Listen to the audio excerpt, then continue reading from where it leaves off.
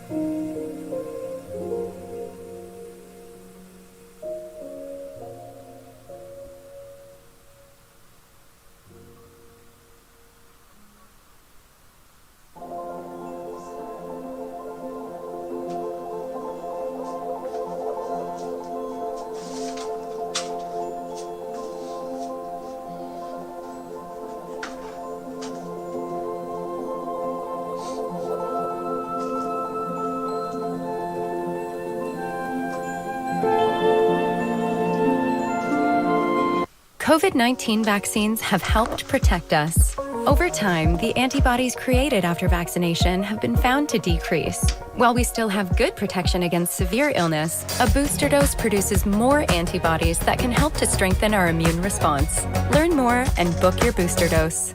A message from the Government of Canada. Ever have a moment? Yo, chat. Bro, my favorite cereal of all time. I'm gonna show you. My favorite cereal of all time is this Scooby-Doo cereal. And this new Minecraft cereal smells exactly like it, bro. Which is exciting me, bro. This Scooby-Doo cereal right here is cinnamon and it has the marshmallows. Has the marshmallows and whatnot. I never had these other flavors. Which I wish I had, bro. I never had these fucking other flavors. But this one right here is my favorite cereal of all time. This shit right here, man. This shit smells like it. So I'm fucking excited, bro. I'm so fucking excited. And after... Bro, I'm a cereal guy, bro. I'm a cereal guy. And obviously, you know, we have the... You know what I'm saying? Like, I'm a cereal guy, bro. I'm a cereal guy. So let's get into... I want to watch... One video I want to watch is, RDC. Because they're playing The Walking Dead. So that's what I'm finna watch right now. So, let's see. Hopefully I don't get copyrighted or any crazy shit like that.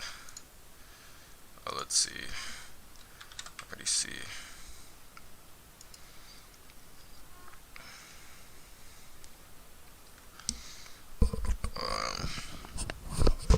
I might log into my account.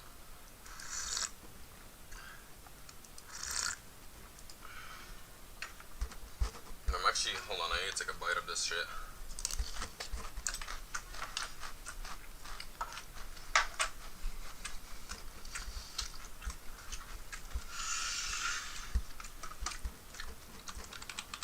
I don't know how I feel about this. It kind of tastes like the cereal, my favorite cereal of all time. Scooby-Doo shit that I showed you. But also, it's one of those things where it doesn't taste too cinnamony for whatever reason. I don't know.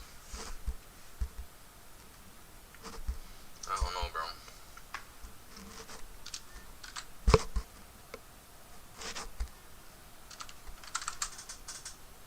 I don't know how I feel about that. Damn. 106, huh? He from the band. The Guaranteed MasterCard from Capital One gets you a $300 to $7,000 credit limit and is... Yeah, it doesn't taste the same, man. He went out banging. He went out banging, man. I can't be mad at him. So he always said that he wanted to be peaceful, but he got akimbo knives on him. So how'd that work? I don't know, bro.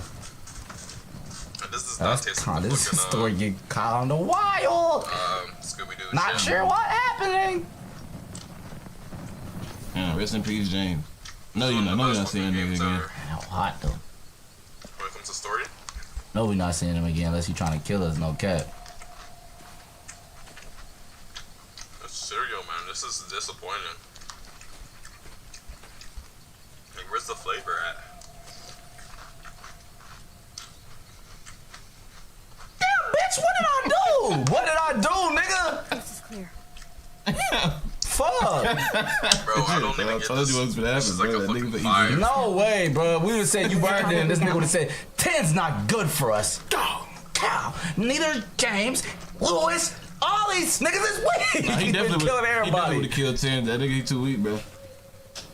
He don't need to be making those decisions yet. I do not care with no comments. No, he definitely shouldn't. Was the third. I'm standing on it. Stand up. This shit tastes so fucking. Or what? The day after AJ killed Martin. You already know Violet and I voted for you to stay. Bro, I need to add more sugar or something to this motherfucker, bro. This shit don't taste good, bro.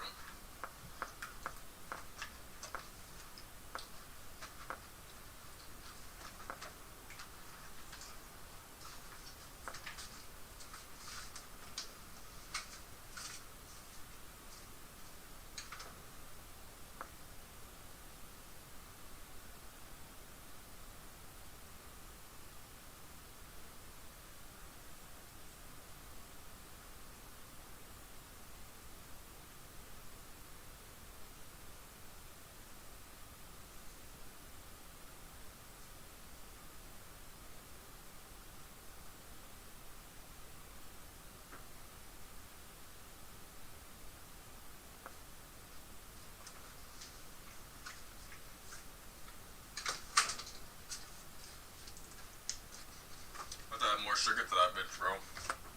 This shit has no flavor whatsoever. The fuck? I don't know what the fuck they were thinking.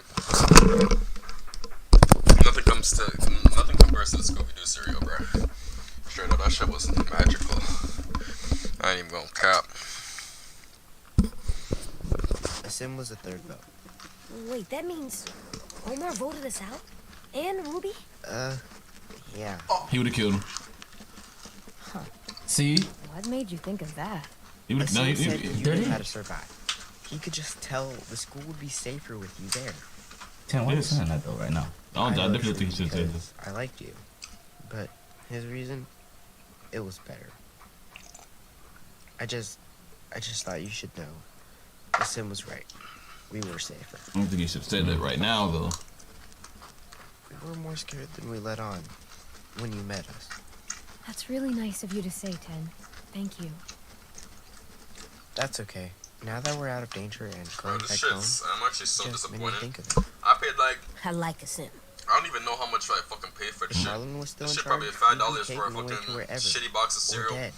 Not even a lot in Instead, that bitch. we fought back because you showed us how.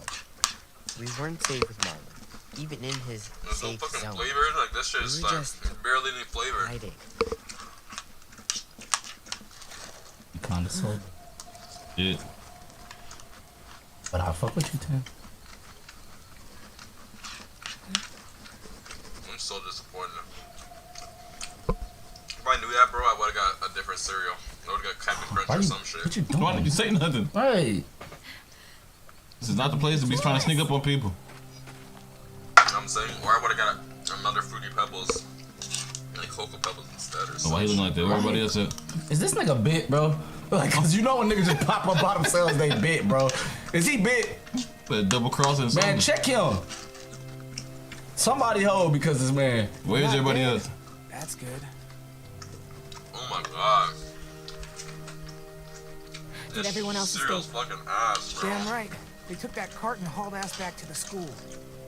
I'm gonna have more of this But you bitch though. came to look for us. I'm hungry Never as would a have fucking forgiven bitch. myself if I didn't. Okay. Yeah, me. Still too good to be true. It's over, Clem. The Raiders are gone, and we got everyone out alive. Oh, Ruby said don't Valentine's say happy unaffected, shit right so now, that's bro. good Let's get to too. the house first, bro. They'll all be waiting for us back home. You trying to set them up? Any idea which way that is? I haven't been out what's here it a while, called? but I think there's a bridge. I wanna That see. way. This nigga. Thanks. Hey, I don't know about this nigga, bro. I don't even like his tone of his voice right now. Oh, this shit's fucking nasty, bro. I'm Hold gonna on, have bro. more though, I ain't gonna lie. I'm hungry as a motherfucker. I'm gonna have more, I can't even fucking front. Hey, this shit's not, I don't know. God damn, bro.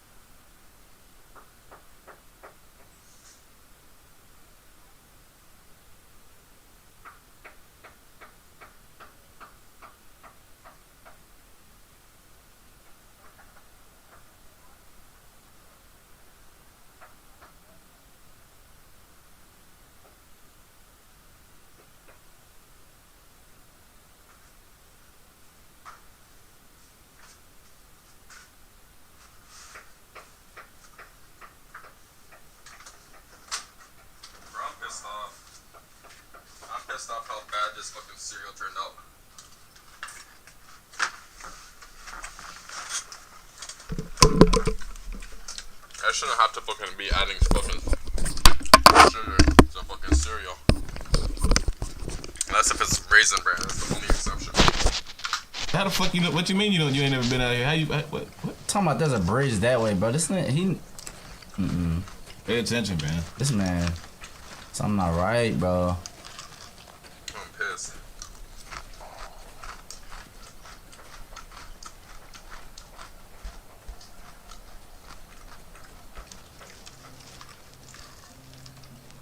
What's going on? I killed that woman. Back on the boat. Okay.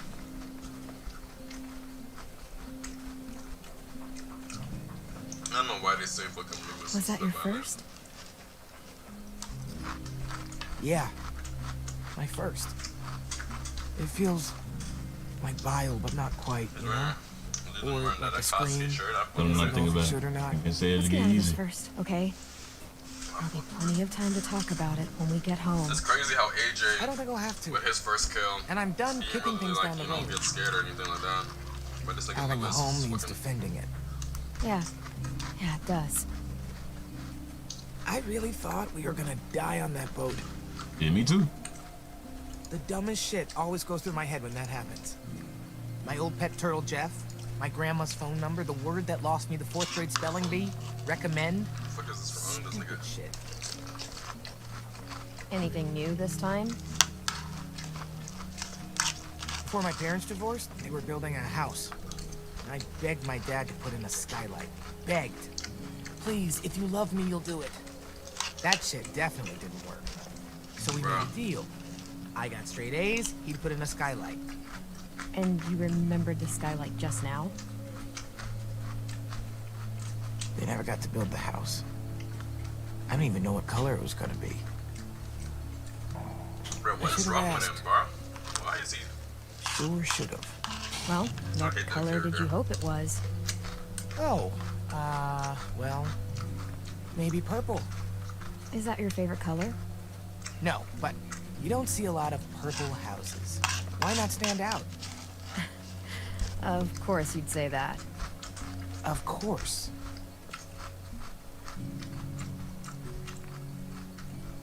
Okay, I'm starting to visualize the place. How many floors? Bro, Even this number? character is... Odd. Oh my god. How many? I didn't save this nigga. Shit, 3 of them hoes. I was just about to You've say. gotta this have thing. at least 3. You gotta, huh? Walkers hate stairs. The more floors, the better. Fair. I call the attic. I like what I'm seeing. I could definitely live there.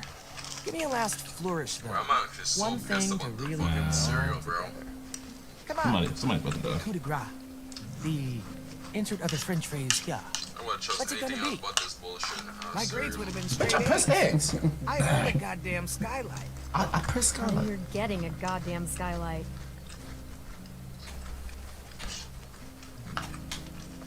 We get back to the school, we are building that house. You really think we can? I really hope we can. Can I help? You got the artist touch. Of course you can. You're in charge of painting. Facts, but can y'all Come tell on. us what's really going on? We got a home to build. Wow, I feel like we finna see everybody at gunpoint in this.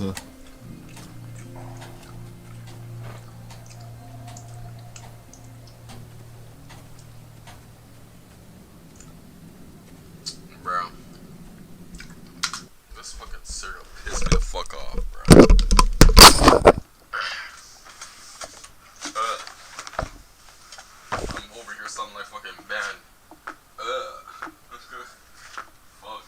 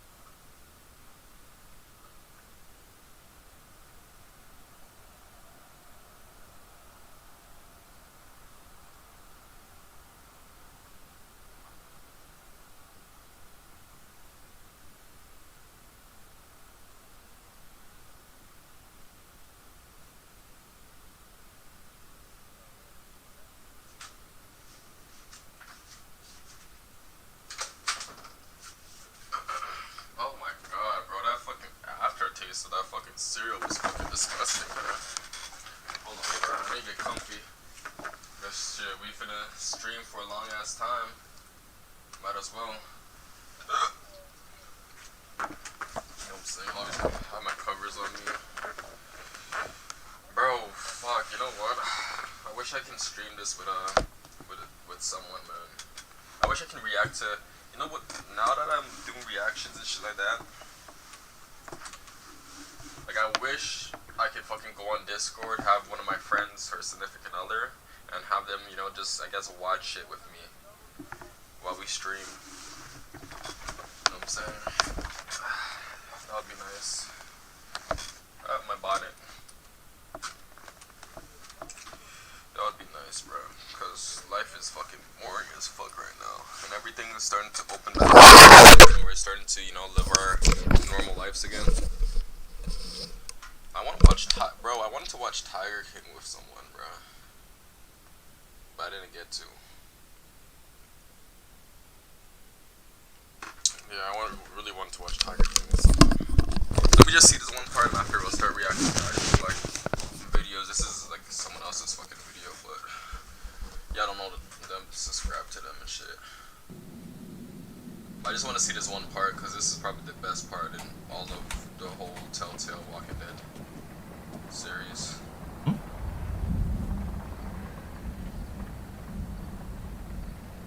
Okay, just take your time and keep moving forward. What is this? Why is it an event to cross the That's bridge, what I'm saying, bro? Shit pissing me off, bro. Bro. Look at Mark's face, bro.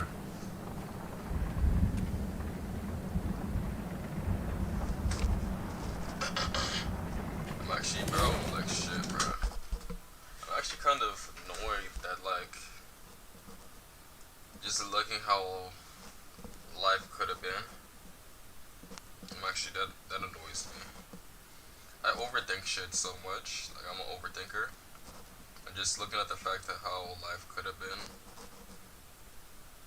It's just, I don't know. I don't know, bro. Life could have been.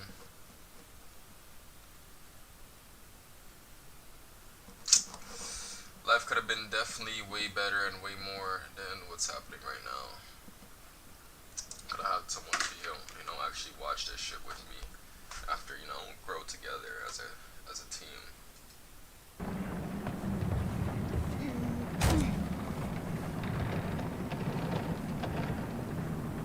This is the best. But you're right there, bro. Just run and jump, bro.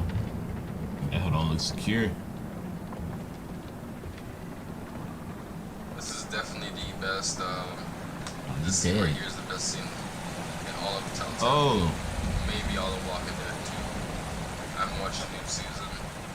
Because Walking Dead is fucking ass now. Really far. Oh god. I think we damn, can jump bro. it. I don't know why they fucking Yeah, say I think we can. We just We're not gotta be making it careful across. not to land too hard. Who the fuck's singing? Evil. This is the best fucking scene in all of Walking Dead, bro. This is so creepy, this singing. How have you not turned?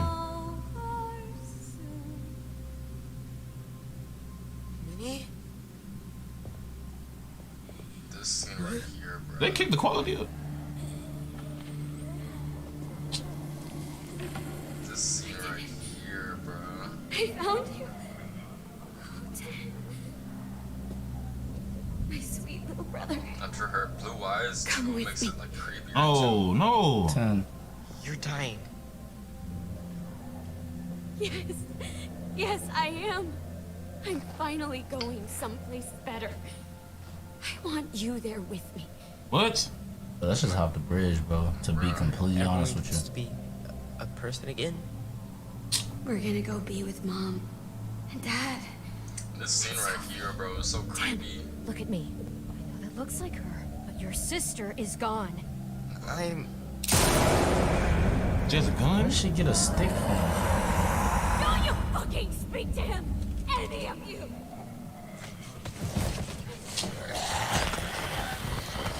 What are you doing, bro? Like the fact that like her fucking face is like fucking all chewed up and shit. Come on, stop!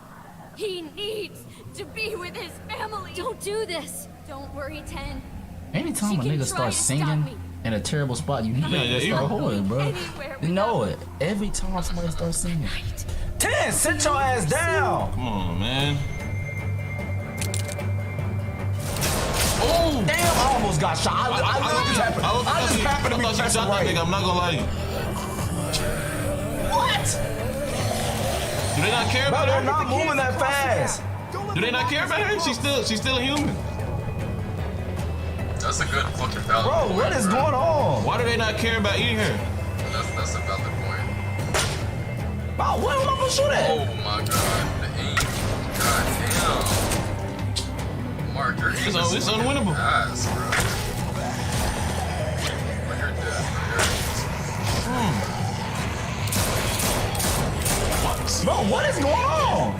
How was your aim that ass, my nigga? Obviously, kind of, you know. What? God damn. And it's close. Bro, you're a fucking ass, bro. What? You're a fucking shit, bro. Ain't no way. What the fuck going on? No, this AJ's is across. pissing me off. This is I can't pissing get me 10 off. to budge. 10, stop selling. That's all you. There is a better way to make money with Amazon than selling physical products. Introduce. What? Yo, there's a trailer I need to watch. You know what? Let me have it pulled up. Just for, But nah, this cereal right here, boy. God damn, bro. I think, yo, bro, I really thought that, like, it's actually this one, to be honest, it's this one. Like, I actually thought that the fucking Minecraft cereal, since it was cinnamon and since it had the fucking, marshmallows, I thought it was gonna be able to actually, you know, like, I thought it was gonna taste like this, and I'm like, okay, this is gonna be my new cereal, you know what I'm saying, since I obviously don't, this shit's, you know, this shit's gone, but goddamn, bro. Let me see the new Tiger King shit, cause I told someone that I wanted to watch it with them, but shit.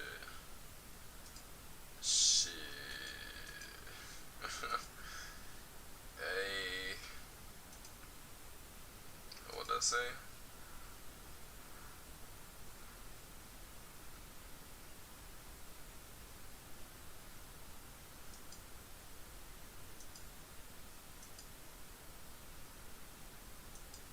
Bro, he looks so weird with fucking dreads, bro. But not anyway, I've never seen Tiger King 2 trailer. What the fuck?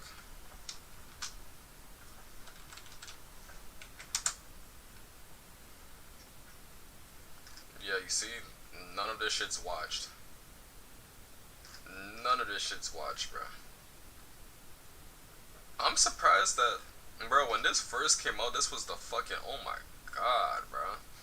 When this shit first came out during the beginning of the pandemic, this was as popular as fucking, Squid Games, bro. But now that there's another season 2, like, it's not, I don't know, it's not popular like that. I feel like that's gonna be the same thing if Squid Games 2 came out, just because it was too, I don't know, it took too long of a break. Like, when this shit came out last year, right? No, or 2 years ago, some shit like that. But anyway, we'll react to that shit. Hell, bro! I'm playing. Oh, what the fuck? I thought she's finna swing that bitch. Bro, what is going on, bro? Kick that nigga. Oh, okay, who's that? Okay. God Speed, damn. bro, she kept the fucking dashing that nigga with the shoulder charge. Oh, she tried to pull a stick. Just something in my way. You know you took that stick talk. Let's fight. You know you took that quick talk, that fucking, what's his name? That future, you know. It's time.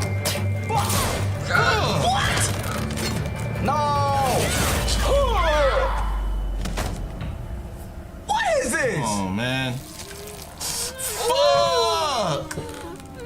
Oh my gosh, please, God. Oh.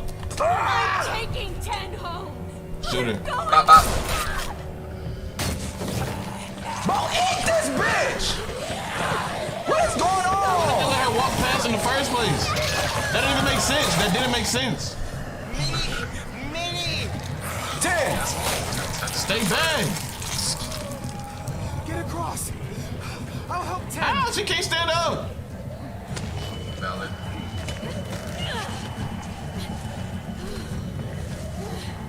Wait, hold on. I don't remember how she got across. God damn, bro. I know that shit hurt. Let's be honest. If this shit was real life, bro, like, there's a lot of times, I don't know if y'all went through this shit, but when you're fucking, something's like hurt or whatever the case is, and you literally cannot stand on it or move that shit, bro. I forgot when, but like, let's say, for example, like, when you work out, or even, yeah, when you work out, bro, when you do push-ups or something, and after you can't go another round, nah, bro. Sometimes your body. You have to go now. 10. Oh. Let him go! You'll die if you don't!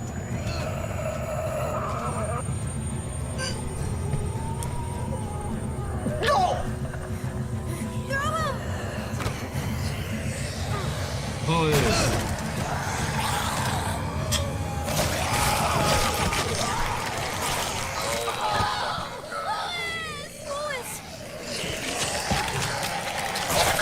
Dumbass motherfucker. All because of 10, bro. Bro, this is why. Bro, I'm actually pissed, bro. They should have saved fucking Violet. Hold on, I'm commenting that shit, bro. You should have saved Violet, bro. Bro. Fuck out of here, bro. You hold both of them, bro.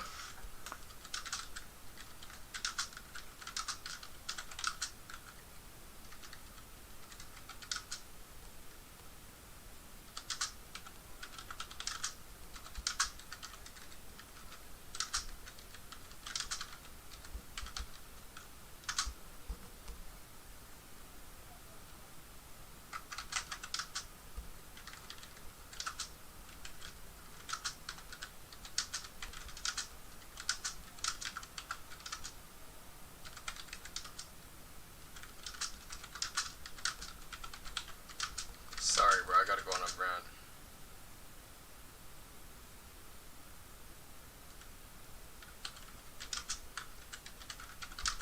Bro, I don't give a fuck, bro. Like, god damn. Oh my god. My fucking nail got stuck to my fucking hair. That shit hurt, bro. Bro, I'm actually so fucking, bro. Bro, I wish. Oh my god, bro. I wish. Bro, I wish I had someone.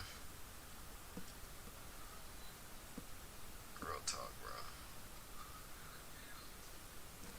I wish I had someone to be for real, for real. Like, it's just fucking boring, bro. Like, shit ain't the same.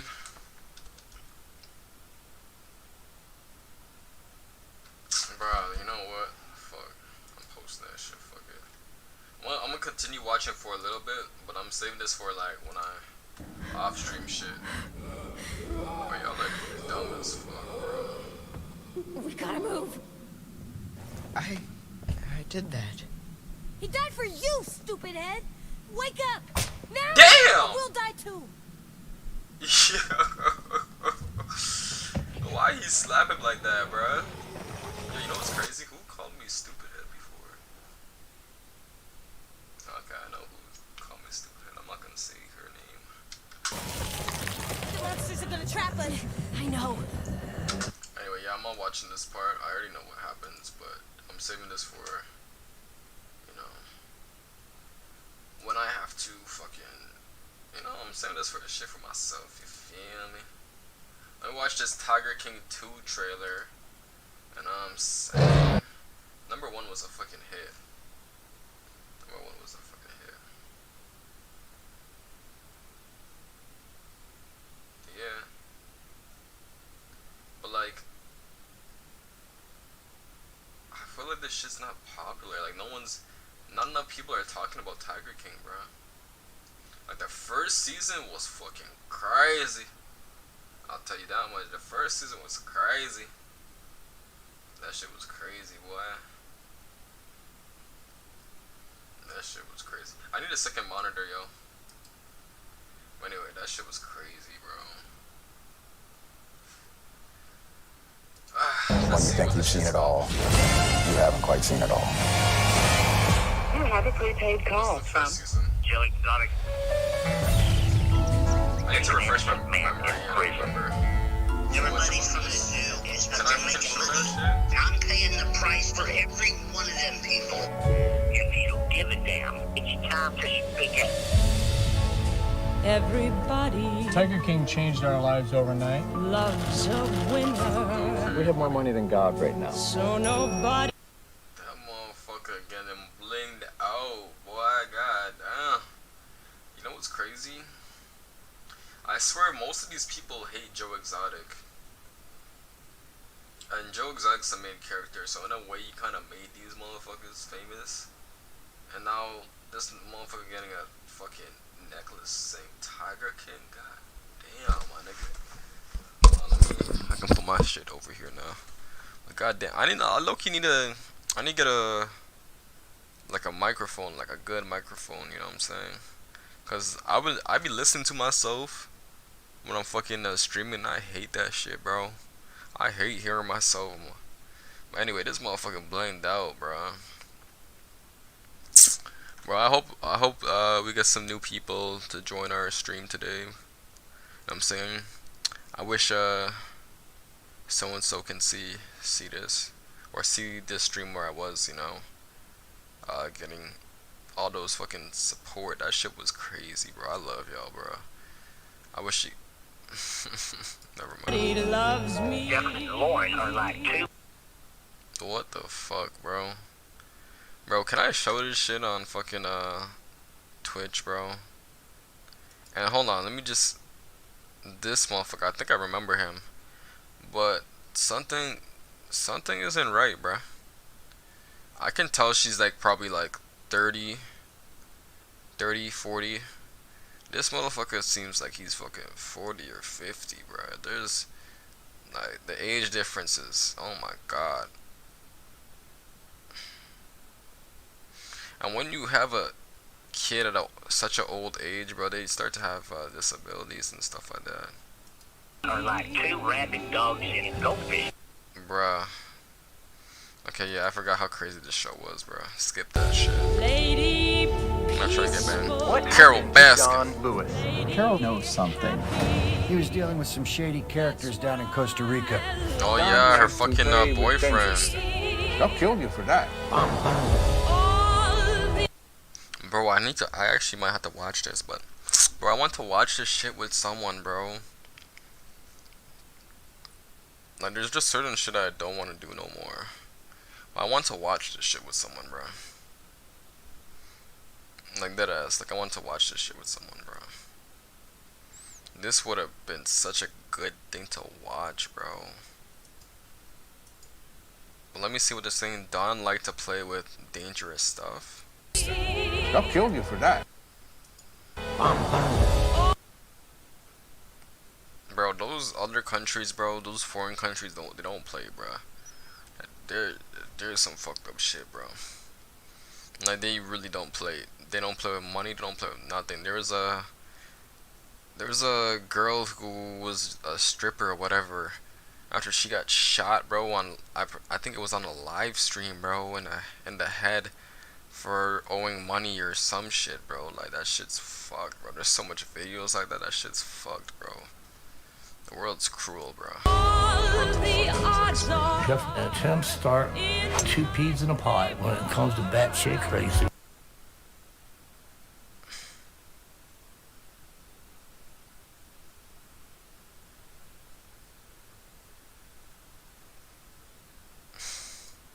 Tim's so paranoid, he had booby traps and security cameras. Nobody's gonna take my animals. It's that simple.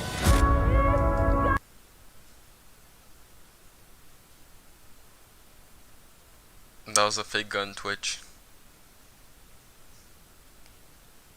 Airsoft. What's the nature of the dispute between you and Mr. Lowe? Adios, Joe. Very personal. Get back, you bitch! We've got varying versions of what happened.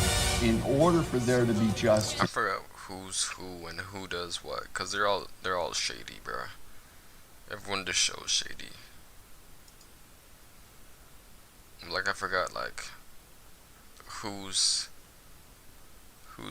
like what shady shit everyone done.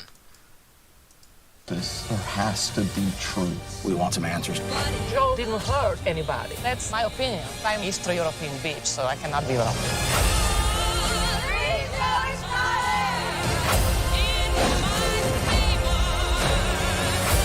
The plot to kill Carol was built on lies. These people are going down. You think this was Waco? Come get me, motherfuckers.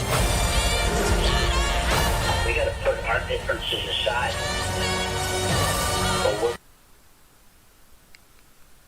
What? Are you trying to like fight the police? Yeah, bro, there's definitely like that's weird, bro. The age difference. That's I don't know. Obviously it's not weird, but in a way it is. All gonna die in here. And you can tell she's just wanting him for his money. If I have to make a deal with the devil, I will make a deal with the devil.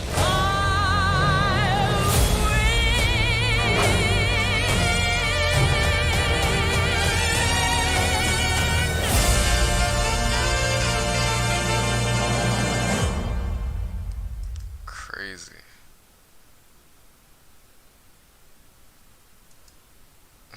Yo. Bruh. Ain't no way, bruh.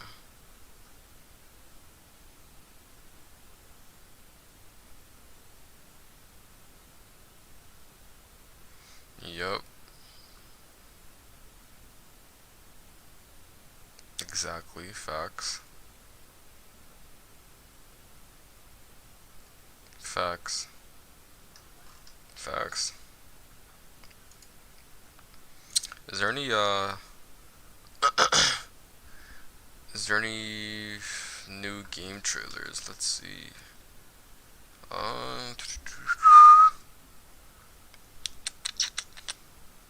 Is there any new Hogwarts trailers?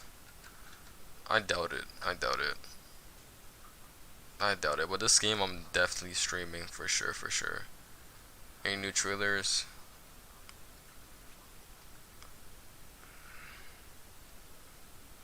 It's a 4-minute video. I guess I can watch it, right?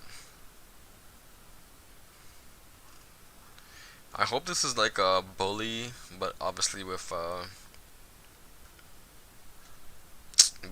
Harry Potter. Like you can go to school and whatnot, and after like, you know, like Bully.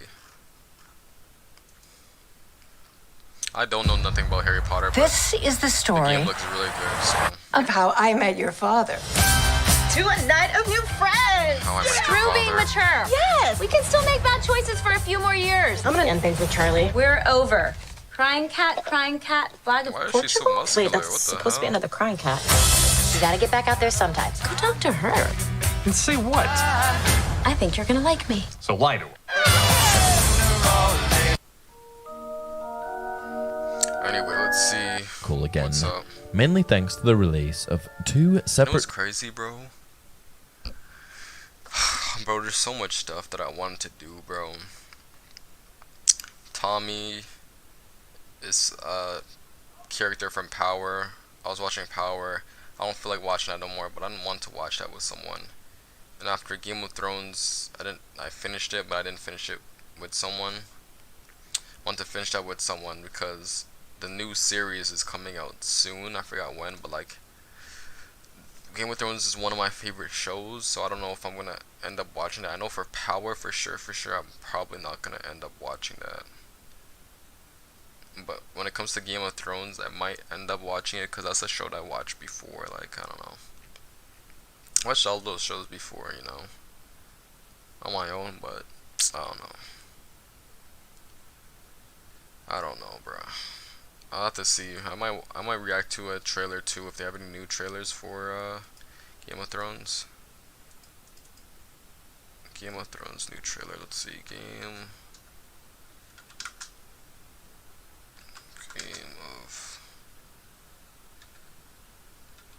Spoilers. Spoilers.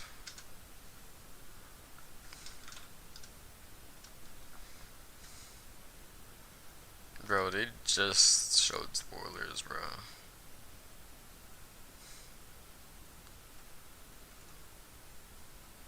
What the fuck? Ah. Why does he have braces? Motherfucker ugly as hell. 5 months ago. Wait, is this real? Teaser trailer concept. Bruh, this does not look like... For some reason I have a problem with people who don't look like their actual characters. I'm gonna have to watch... We're definitely watching some of these guys right here. Woman of Marvel. I thought that was gonna be the X-Men 90 shows that's coming back, which needs to come back fast. Anyway, let me watch this Hogwarts. Trailers for the upcoming Fantastic Beasts film, The Secrets of Dumbledore. Whatever. The film is due to be released next month. But as it turns out, that's not all we're getting in 2022. Harry Potter fans will also be delighted to hear that Hogwarts Legacy, the long-awaited Harry Potter game, will also be coming out this year. I hope so. In today's video, we're going to be discussing the game and an important update from PlayStation. On September 16th, PlayStation dropped the initial trailer for Hogwarts Legacy on their YouTube channel. Is this just and to for say that the PlayStation, trailer bro? got some fans excited is certainly an understatement. With over 28 million views and 763,000 likes, I think it's safe to say that this is a game that fans want. The trailer, which is only 2.5 minutes long, was the first shred of new Harry Potter game content that we've had in a very long time, and it showed us the Wizarding World in a bit of a different light, during a time period predating the traditional Harry Potter story. The game, which is brought to us by Portkey Games and Avalanche Software, takes place 100 plus years before Harry starts attending Hogwarts, in the late 1800s. Creators of the game have also since released press releases confirming that the game is in fact an open-world action role-playing game, which will allow you to create your own personal witch or wizard and spec them exactly as you want them to be. Players will experience life as a student at Hogwarts School of Witchcraft and Wizardry like never before, as they live the unwritten and embark on a dangerous journey to uncover a hidden truth of the Wizarding world. Okay, now that you've got an idea of what the game is about, let me address the update from PlayStation. On March 14th, 2022, today, Chandler Wood, who is the community manager for WB Games Avalanche, wrote a post on the PlayStation blog entitled Live the Unwritten in Thursday's Hogwarts Legacy State of Play. If you aren't familiar, State of Play is a video program hosted by Play. To read out some of the article, March 17th, bringing the Wizarding World. We can't wait to show you. To see the action as soon as possible, then pop over to the PlayStation YouTube channel and be sure to set a reminder for the big reveal like I have. And that's it for today's video. Be good on that, bro. There was a video showing new games or whatever. Yup. We can watch that. What the hell? Let's watch this Captain Marvel or Miss Marvel. Kamala Khan. Okay. Okay, so first off, I just want to say, I get it. You get what? High school. Kamala. Another adventure shirt. Cute. She thinks I'm some kind of weirdo. You are a weirdo. Boys. Excuse me. Yeah. You're kind of on my shirt. Sorry. But you're staring out the window in your little fan. You know what's kind of weird? This is... What's that comic book? There's a comic book with all the old, like, teen superheroes and all the, like, the kid superheroes. I don't know what it's called, but it's like the next gen of superheroes. This kind of reminds me of that. I feel like, is this like an actual movie, or is it like a Disney show? Disney Plus. Is it a show, or is it like just episodes? It should be episodes, because I don't think it would be. Most of these movies now, the next gen movies, if it's not Spider-Man or one of those bigger names, it's not, like, I'm not interested, bro. Eternals, Shang-Chi, personally not interested in those. Fantasyland. Kamala, hey! Already? Really? Come on, like... Do I have to figure out my whole future before lunch, or is there like... Maybe they're right. I spend too much time in Fantasyland. That is not you. It's not really the brown girls from Jersey City who save the world. That's a fantasy too. Did something happen to you? No, why? Did you hear something? Kamala? What does it feel like? Cosmic. I always thought I wanted this kind of life, but I never imagined any of this. Do you even know what you are?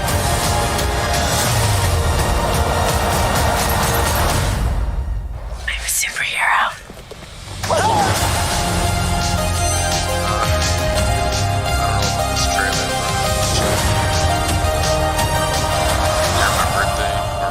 Obviously a little after my birthday, but that look, I don't know. I don't like how her powers worked. Like usually it should just be stretchy hands or whatever.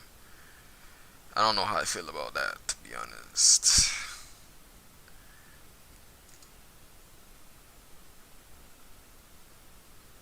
Is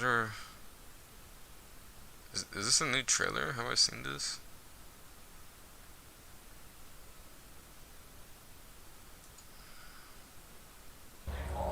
Hopefully this is not like a video. These are the customers you've been looking for. And shit. Okay. Bro, I used to subscribe to these channels all the time, bruh. Anyway. Okay, this is gonna be tough. Last week I slew the spider.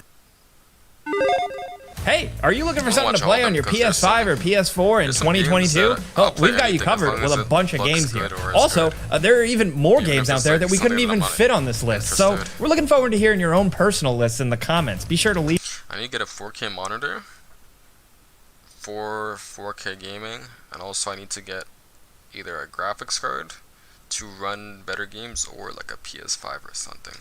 One. But anyway, let's get started off here with number 20. The day before. This looks like The Last of Us meets The Division. It's an open world survival MMO where you guessed. I thought this game was a PC exclusive. I thought this game was a PC exclusive. That sucks. Like, that sucks, cause when they announced it, like all these games be getting announced like they're exclusives, and after later on you find out that it's not. Like, don't get me wrong, like I'm a PS5 and Xbox guy, but like I have both consoles, not the new ones but the older ones, PS4 and Xbox One. But it would have been good to have a major PC exclusive. We have lots of PC games that are just PC exclusives, but I don't think we have any major titles that are like single player games. Fighting to survive. It has your typical survival stuff like crafting and looting resources wherever you go while fighting off other survivors and zombies. We've gotten a good amount of gameplay from this, and it's shaping up to be everything we've ever wanted from this type of game, some sort of zombie survival MMO. Like, this is what a lot of us wanted from DayZ. In a really cool city area with great atmosphere. We're really hoping it's able to live up to the expectation that it's setting. Now, next over at number 19, Gotham Knights should be releasing this year after many delays, and this is a new take on the Bat family. And if this game gets released this year,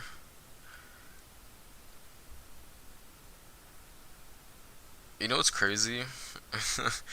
Is before I wanted to just do stuff with just one person, because that's all I ever like cared about. And like when it came to like all this stuff that I'm interested in and they're interested in, like I always push, like I always get them to try new stuff, and I don't know, they came first always. But now it's one of those things where like I'm just thinking like I have literally 3 other people who can play this game with me, because my squad is 4 people including me, my 2 cousins after a family friend.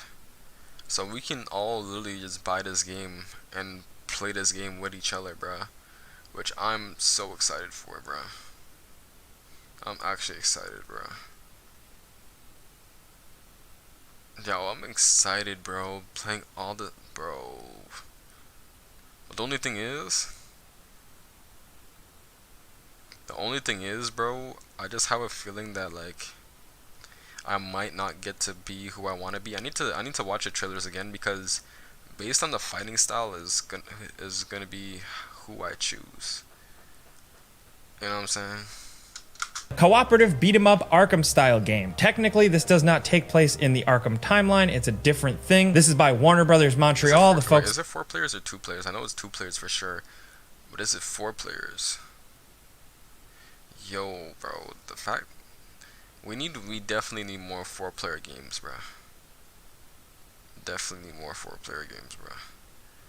It's kind of feeling like 4-player games makes stuff feel like old school again, because most games used to be 4 players back in the days. Nintendo, good on them, because most of their games are 4 players. But like 4-player single player games, it's hard to find a good one, and also it's hard to find one period nowadays. So just having that is always so good, bro. 4-player single player games, mwah, bro. Because single player games is one of those things where, like, you see it all the time, like people talking about, oh, Red Dead Redemption's good, this game's good, Last of Us good, da da da da. But imagine playing that game with like friends. Friends always makes it better, bro. You enjoy stuff more when you play with friends, bro. That's why I played recently. I don't play no more, unfortunately, but I got the Switch.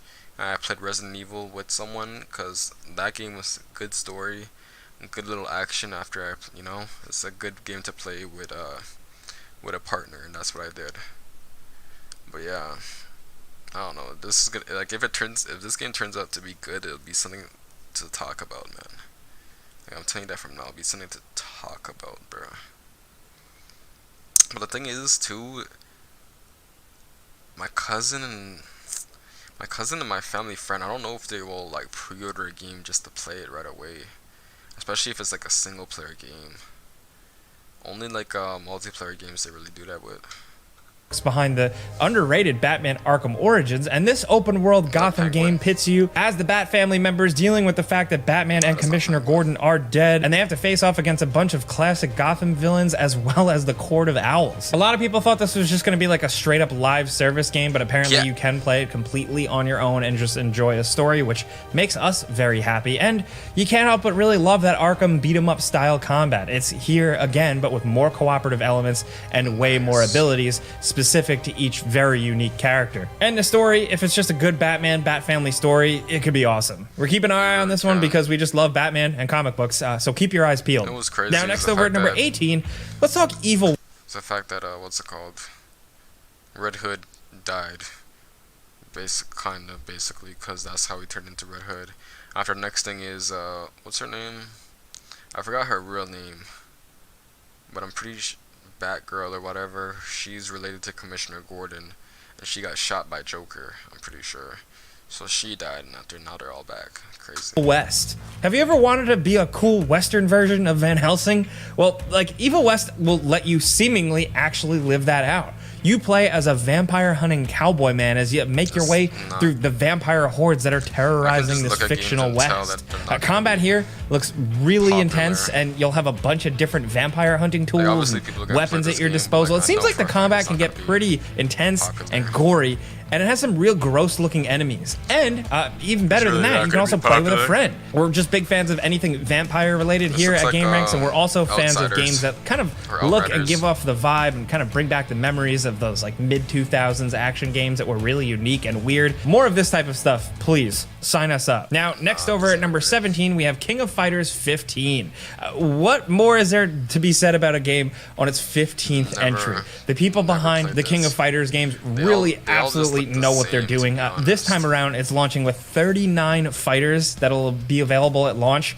There's the 3v3 battle system making its return with a shatter strike mechanic that should hopefully make things a little bit interesting for veteran players. And the campaign is actually getting hyped up quite a bit this time around and will apparently end with an explosive climax. Now, it's been like 6 years since the release of the last entry in the series, and this one seems like it's shaping up to be the best one yet. I mean, what more could you want? They've had 15 games. I think they've figured it out by now. Next, over at number 16, we have Showa American Story. This is a wild and weird, seemingly experimental game that we think we're going to be talking about a bit more on the channel. This takes place in a weird alternate history world in like a hyper sci-fi 80s where Japan occupies the United States and you're just this badass chick kicking ass with melee combat and guns. It's an action RPG that clearly references a lot of B-movies from all different cultures. It's seemingly open world and has a bunch of human characters and monster characters, and it just looks chaotic and really awesome. Like, just looking at the gameplay, like, I don't even really know what to say. It seems over the top. We love brawlers like this, but we also just love chaotic monster shooters. And of course, if it's got open world RPG elements, that could be great. At first, you might write it as corny and over the top, but it seems like that's the point here. It's really trying to go for something. It seems like the work on this one is going strong, and we're really hoping we see it in 2022. Next, over at number 15, we have Sifu. What more can we say about this game that we haven't already said? This challenging game is all set around you really setting out on a quest for revenge, punching your way through 5 intense, difficult, grindy levels, learning the basics, learning the ins and outs, and how to flawlessly finish a level and complete the boss without dying too much, because every time you die, you get older and older, and if you get too old, it's game over. There's a lot more to it, a lot more nuance that we don't have time to cover. Be sure to check out our Before You Buy review video or any other review out there, but we think it's one of the best games of the year so far. We know it's early, it's only February, but still, definitely check this one out if you haven't already. Now, next over at number 14, we have the Star Wars Knights of the Old Republic remake, which interestingly enough is going to be exclusive to PlayStation consoles and PC. Star Wars and the company that owns it are very different than the last time we had Knights of the Old Republic, so really the jury's still out on this one. It's up in the air. This is a complete remake. Apparently it might expand on some elements, it might change some things. We really don't know too much. We're hoping that we get to see it in 2022. Apparently this has been in the works for a bit, but we'll have to just wait and see. Resident Evil. Next, over at number 13, we have Steel Rising. This is from Spiders, the developers behind Bound by Flame, Mars Warlogs, the Technomancer, but also the pretty awesome Greedfall. Steel Rising just looks like an awesome, sick-ass action combat game set in a really unique setting. It's Paris, 1789, but things are a little bit different. You actually play as kind of like a clockwork mannequin called Aegis, and it just looks absolutely like a blast. You have challenging, fast-paced, intense combat, but you have this unique, weird alternate history aesthetic with Paris, and the mood and atmosphere is dark and creepy. The enemy types and monsters look sick, and we're just really hoping this one shapes up to be awesome. Greedfall was really unique. Spiders has worked on a bunch of games that we weren't really fans of, but they've worked their way up to something awesome, and we're hoping Steel Rising is really the pinnacle of their work. Next, over at number 12, we have Stray. This is the cat game you've seen probably revealed at one of the PlayStation events. Apparently, this is going to be a semi-open-ended adventure where you play as a cat who picks up some abilities along the way, and it just seems charming and clever and thrilling. I know, I never thought I would say a cat game looks thrilling, but like, just look at the trailer, look at the gameplays we've had so far. We need more creative outside-the-box games like this, so we're always going to celebrate stuff like this, and we hope this is awesome. Stray is slated for PlayStation consoles in 2022. Now, next over at number 11, we have Tiny Tina's Wonderlands. This is the Borderlands spin-off that takes... You see, I would have got this game if I had someone to play with, bro. I would have definitely got this game if I had someone to play with, because Borderlands games, bro, Borderlands games are amazing. Such fun games. One of these, probably some of the best games to play with 4 players, to be honest. Definitely, actually, the best games to play 4 players. I would definitely have played this with, yeah.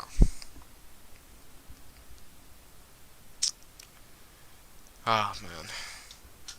Tiny Tina's wild and crazy imagination and makes it a full game. It's a send up on D&D and all medieval style stuff, and it seems like a refreshing spin on Borderlands. It's a little bit more fantasy oriented with you making your own character. You're fighting way more over the top fantastical enemies and creatures with a different theme, less sci-fi, more crazy fantasy, and more of that Borderlands signature gameplay and humor. This one's releasing March 25th, 2022.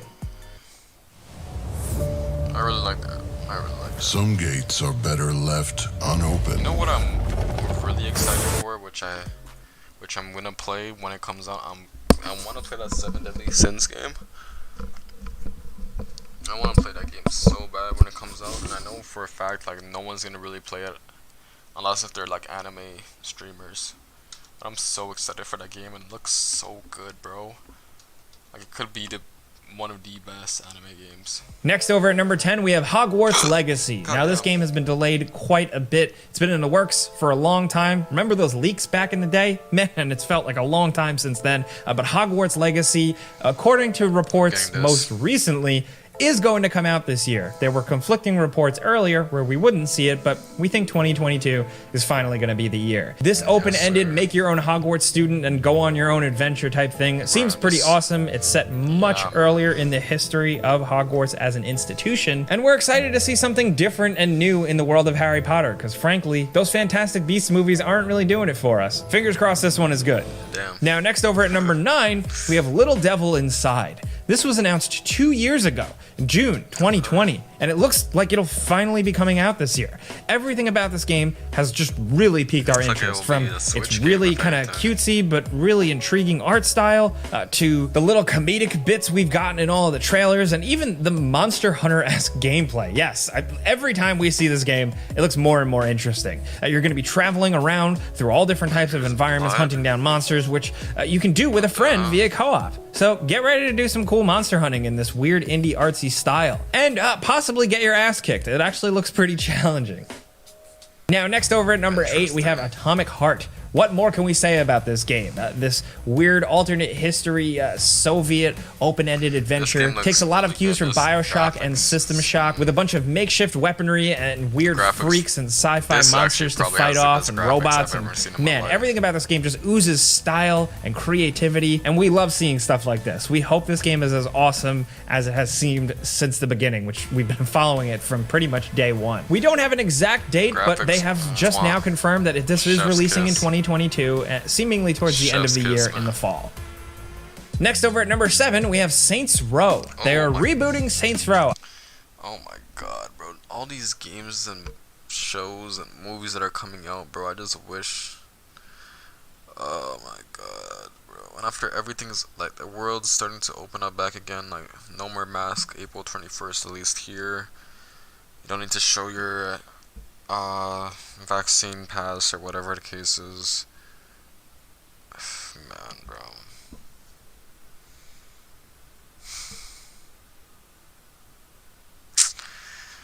Oh my god. This is hard, man. Really hard. I don't think they could have taken it any further or any crazier than they already have, so they're bringing it a little bit back down to earth, but still with a chaotic group of characters and action and explosions and weirdness, all in a new kind of southwestern setting and new city. You're going to be able to create your own character and go on weird hijinks. Saints Row.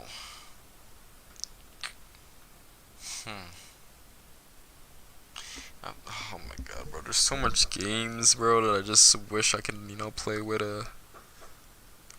Damn, bro. Bro, damn. And the gameplay we've seen so far does seem to remind me very much of Saints Row 2 and 3 from an action gameplay perspective, but the jury's still out. We need to see more of this game. Thankfully, though, we'll get to see it this summer. It's slated for August 23rd, 2022. Next over at number 6, we have A Plague Tale: Requiem. This is the sequel to one of our favorite games the year it released, A Plague Tale: Innocence. Once again, you are taking the helm of the two main characters. You're going to be thrust in a new, a little bit more exotic location with way more abilities and way more combat capabilities, thanks to Amicia seemingly becoming a badass over the course of the last game. And from the trailers we've seen so far, it seems like once again we're getting absolutely downright gorgeous graphics, cool and really horrific and creepy, gross scenarios, new characters, returning characters, and we can't wait, man. As of right now, it's slated for 2022.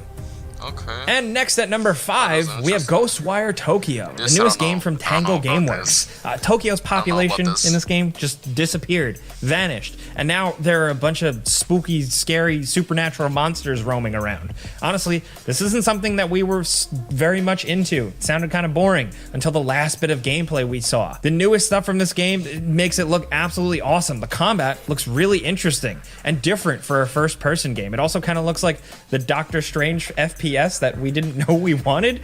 This might actually be the last PS5 exclusive Bethesda game since Microsoft acquired Bethesda, and hopefully it's a good one. Ghostwire Tokyo is releasing March 25th, 2022.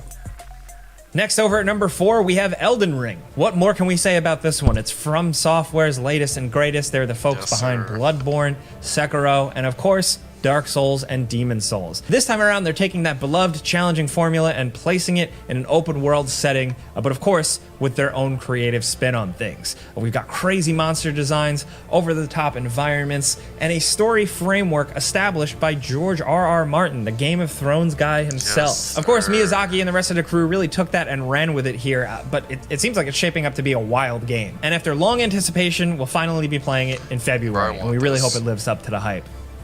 Now, next over at number 3, we have Gran Turismo 7. The developers behind these games, Polyphony Digital, take a long time crafting these games, and it always really shows. Their attention to detail is absolutely insane. If you're looking for a hardcore, realistic, simulation-style racing game, Gran Turismo 7 might be your dream come true. The game is expanded with more cars than ever, tons of tweaking, lots of options, lots of menus to dig through because these games are kind of famous for it, and pretty much some of the best and most gorgeous racing game graphics we've ever seen. And it's finally releasing on both PlayStation consoles March 4th, 2022. I feel about now down to number 2, Horizon Forbidden West. This is Aloy's next adventure, picking up directly after Horizon Zero Dawn. This time around, the worlds are bigger, you have more abilities, more items, more traps, more gadgets at your disposal in a more dangerous world. You also have way more capability for getting around, including climbing, grappling, hooking, and paragliding. And this game is shaping up to be pretty awesome. Reviews have dropped. It seems like people are really digging it. As of the time of making this video, the general gaming audience hasn't gotten their hands on it yet, but it seems like it's shaping up to be pretty great. Now down to number 1, we have the big one. We're hoping it releases this year. It's God of War Ragnarok. This is the next leg in Kratos and Atreus' journey. We loved God of War 2018. It was an incredible game, and we thought it was a really cool new spin on the classic God of War stuff that definitely plays kind of different, but doesn't lose its identity. It still makes sense, and it still feels right, and we're hoping Ragnarok can really continue that trend because it does seem like they're going bigger and badder here. More moves, more enemies, a bigger world, more variety. We just hope that it really keeps its hooks in that delicious story. It's simple, it's compelling, it's good, and we can't wait to see where it goes. That's really the long and short of it. Those are a bunch of PS4 and PS5 games, but we got a couple of bonus ones we want to shout out as well. We have Lies of P, which we think is releasing in late 2022 or 2023. Sniper Elite 5, Forspoken, LX2, Stranger of Paradise, Final Fantasy Origin, Dying Light 2, Stay Human is awesome, Marvel's Midnight Suns, Sonic finally goes open world with Sonic Frontiers, Test Drive Unlimited, Solar Crown, Lego Star Wars, Skywalker Saga, and Ollie Ollie World. Those are a bunch of games that we think are awesome, or at least are worth looking forward to in 2022. Fingers crossed that all these games are great. And bro, you know what's crazy is the last time I fell asleep.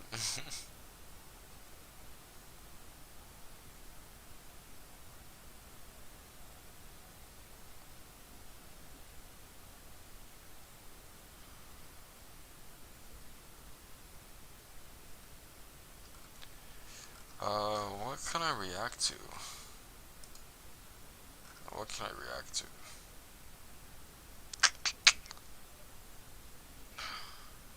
Low-key, I'm kind of,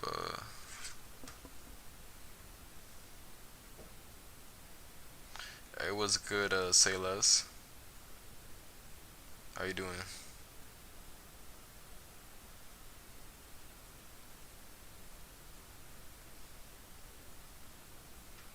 You have any suggestion on what to react to? Low-key, I'm tired.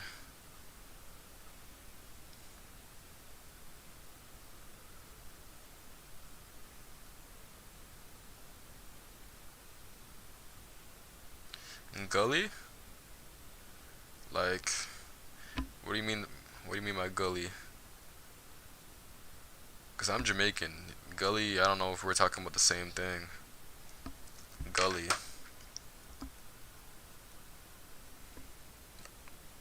Let's see.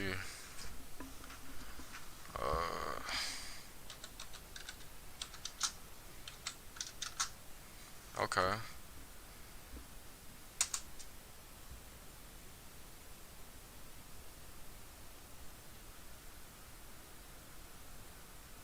All right, bet. Let's see what he's talking about.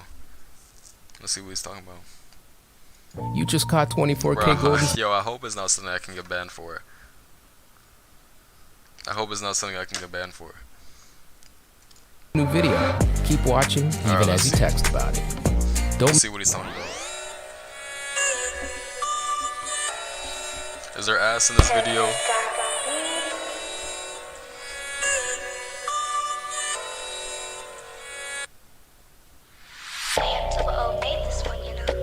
Alright.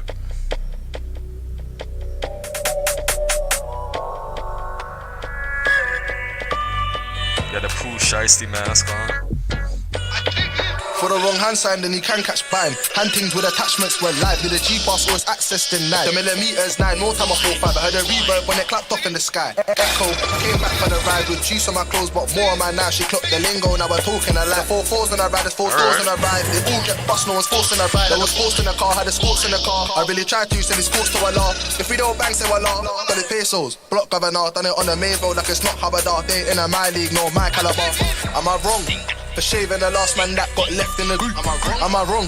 For blocking a number? I ain't gonna lie, I don't know what he's saying. Am I wrong? For telling her lies, I knew she would have ended the truth. Am I wrong?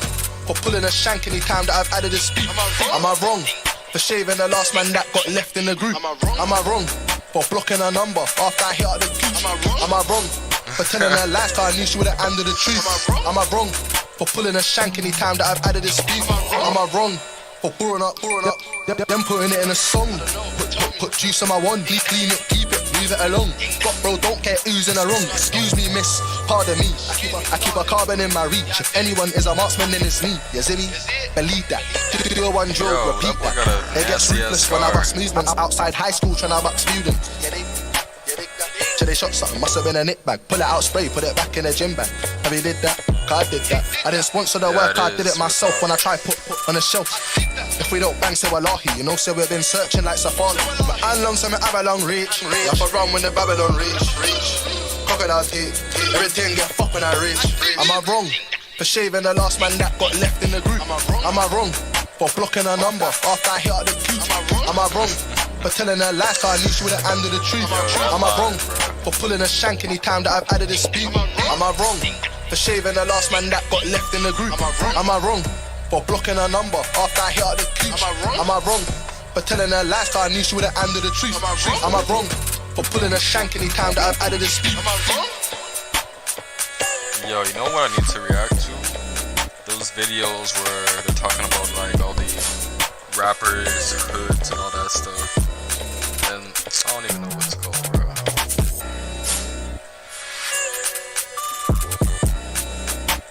Yo, bro, some of the lines he was saying was funny as hell.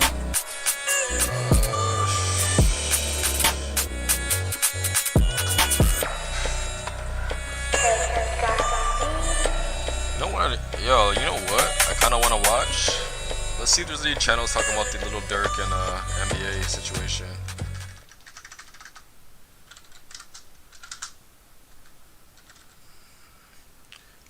And also, the next thing too, bro, is the game. He been talking crazy, bro.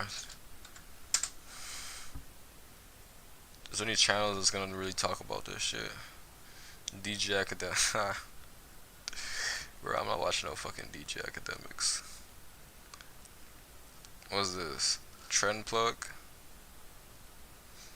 I'm gonna look for the one that has the most views.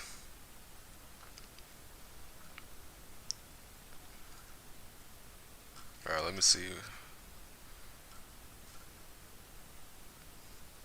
This one so far. Alright, I'm finna try this one right here.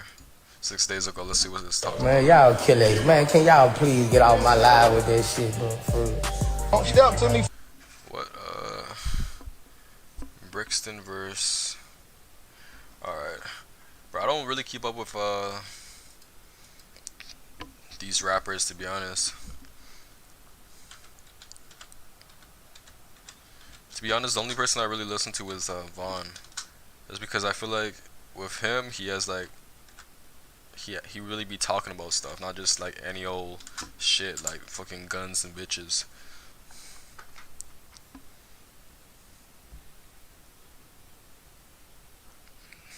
You be on that London stuff, okay? I see you. Before I get into this video, guys, shout out to Socks for sending me over these insane socks. They sell some really cool slang type socks, which I would definitely be rocking in the summer, alongside some fresh white Air Forces. The link is in the description, and I want all you guys to the late 2000s to early 2010s. I don't want to drag on this intro for too long, and check out my Insta and Patreon in the description. Give me a message and first nationally publicised beefs in London, gaining a lot of news coverage, and came about in the early stages of YouTube, where we could see direct disses, kind of originating diss tracks how we know it today. So as I said before, the two areas in this feud was Brixton versus Peckham. So first we have Peckham, which is located in the borough of Southwark in South London, which infamously is the area where Dual Group Zone 2 are from. But before Zone 2, there was the Peckham Boys, which was a gang made up of 5 estates in Peckham, which were the North Peckham Estate, Gloucestershire Grove Estate, Willowbrook Estate, Camden Estate, and the Sumner Estate. And these estates were very well known for how bad they were. They suffered massive unemployment and crime, and were very deprived. They pretty much were neglected by any law enforcement and government as well, and was even called Pek Nam, which was a hybrid between Vietnam and Peckham, comparing the area to the Vietnam War due to how much violence was there. Throughout the Peckham Boys gang, there were different sets, like the Firehouse Crew and YBP, or Younger Peckham Boys. There were also a couple of Jamaican Yardie gangs in Peckham, like the Sunrise Crew and the Spanglers as well. And on the other side of the feud, we have Brixton,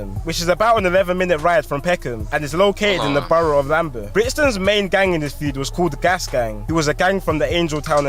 Bro, there's that one song that's called like Brixton Buddy. What is that where this is from, bro? I don't want to look dumb. Is that where this bro? Estate. And these guys were the most violent gang in the Brixton area, and were even responsible for 3/4 of violent incidents in Brixton in 2012. The Angel Town Estate, where Gas Gang is from, probably has the richest history of gangs in London, with many different generational gangs being bred from this estate, like the PDC gang in the 2000s who dominated the estate. Nowadays it's the Get Back gang or 150 who take on the estate. But let's take it back a minute to 2008, where Peckham, who I first mentioned, was deep in a decades long with a gang called the Ghetto Boys, who was a gang from Lewisham in South London, which was a crazy war in itself, and I'll definitely do a video of that in the future. But in 2008, after decades of back and forth between the Peckham and Lewisham gangs, the younger generations in both gangs agreed to an alliance, which was fully solidified during the Notting Hill Carnival in August 2008, when 180 members from both gangs organised a link-up at the carnival. The link-up was actually intercepted by police because the police thought the two gangs were linking up to fight each other. But as Peckham's relationship with Lewisham got better, their relationship with Brixton started to worsen. See, historically, Brixton and Peckham have always had a feud, even dating all the way back to the 1950s, where local schoolboys from both areas would clash, which was even more hostile after immigration, because Peckham was filled with mainly African immigrants, while Brixton was filled with mainly Caribbean immigrants. So there's always been big culture clashes there. But as I said, in 2008, the war between Brixton and Peckham was starting to become a lot more heated, and these were times where guns were much more accessible than what they are now. It wasn't uncommon for a gang member to be rolling around with a gun, just like how nowadays most gang members roll around with knives. So there was a lot of back and forth shooting between these areas. In one instance, members from a Brixton gang called OC, who were heavily allied with Gas Gang, rid out on Woolworth Road, which at the time was a territory of the Shoot Instant gang, who were part of the Peckham side, and started shooting at 2 Peckham rappers called Snap Capone and Butch, who were walking down the street. Both rappers actually managed to run to a convenience store and managed to dodge the bullet. While running into the shop, an innocent bystander just trying to get into the same shop was shot and killed. His name was Ryan Bravo, and he was 18 at the time. And this was one of the big turning points in making this this feud widely publicised in the UK. Just to rub salt in the wounds, the OC gang made a diss track called Bullet Rhythm, when a member mocked the situation with the lyrics, "Had you running in the shop like you're buying something," while a member of a Peckham gang then responded to the situation in a song called Real Riders, saying, "Try come Woolly Road and bark it up, but when I come up on your block,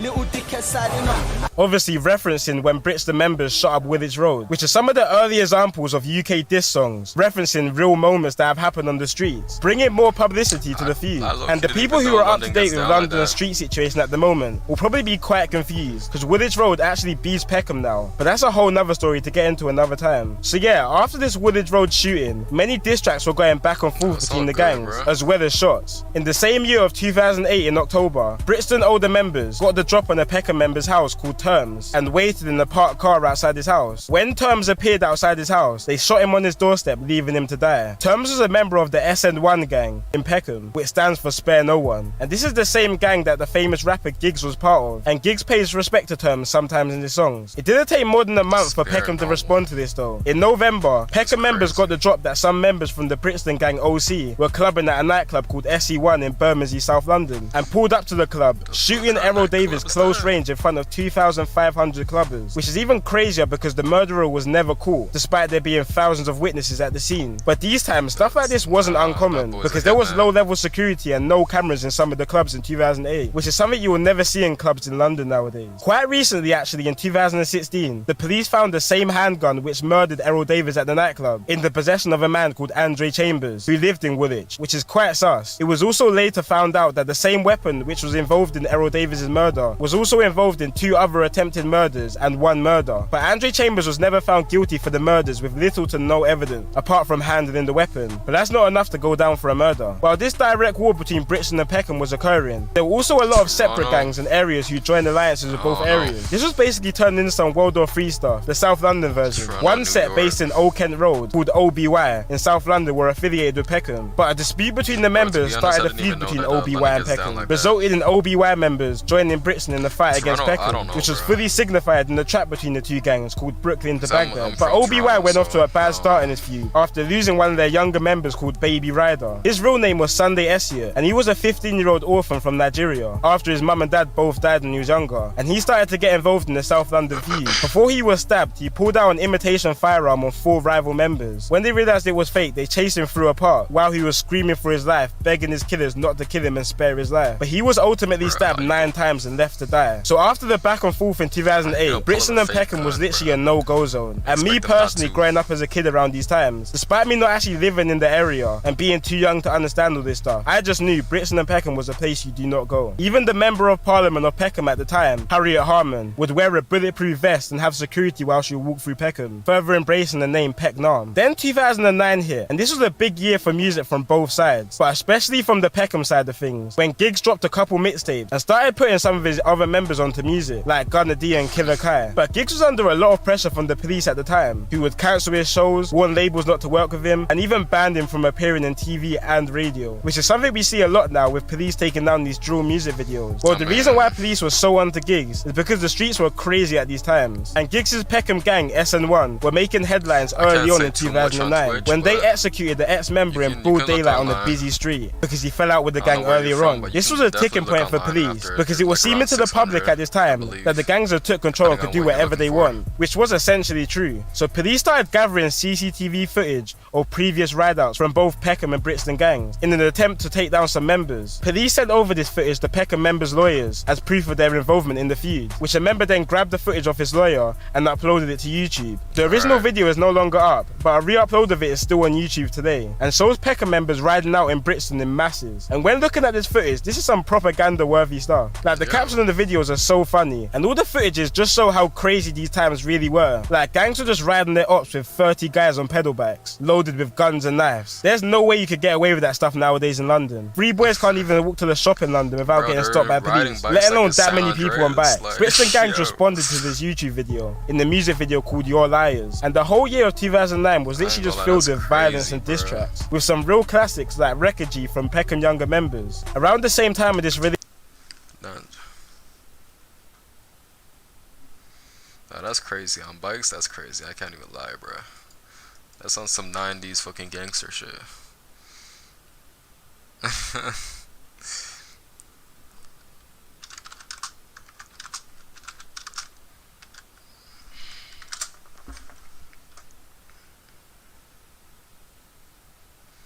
they got a, okay.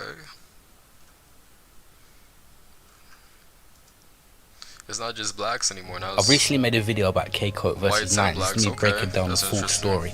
The first thing that was documented is 9 people jump K-Coke at a barbershop. Second one. What? 30 man, K-Coke, pussy, church road, crime scene, one order. Yeah, 30 man, what? Yo.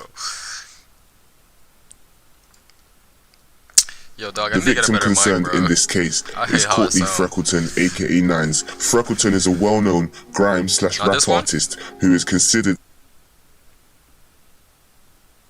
Is it this one?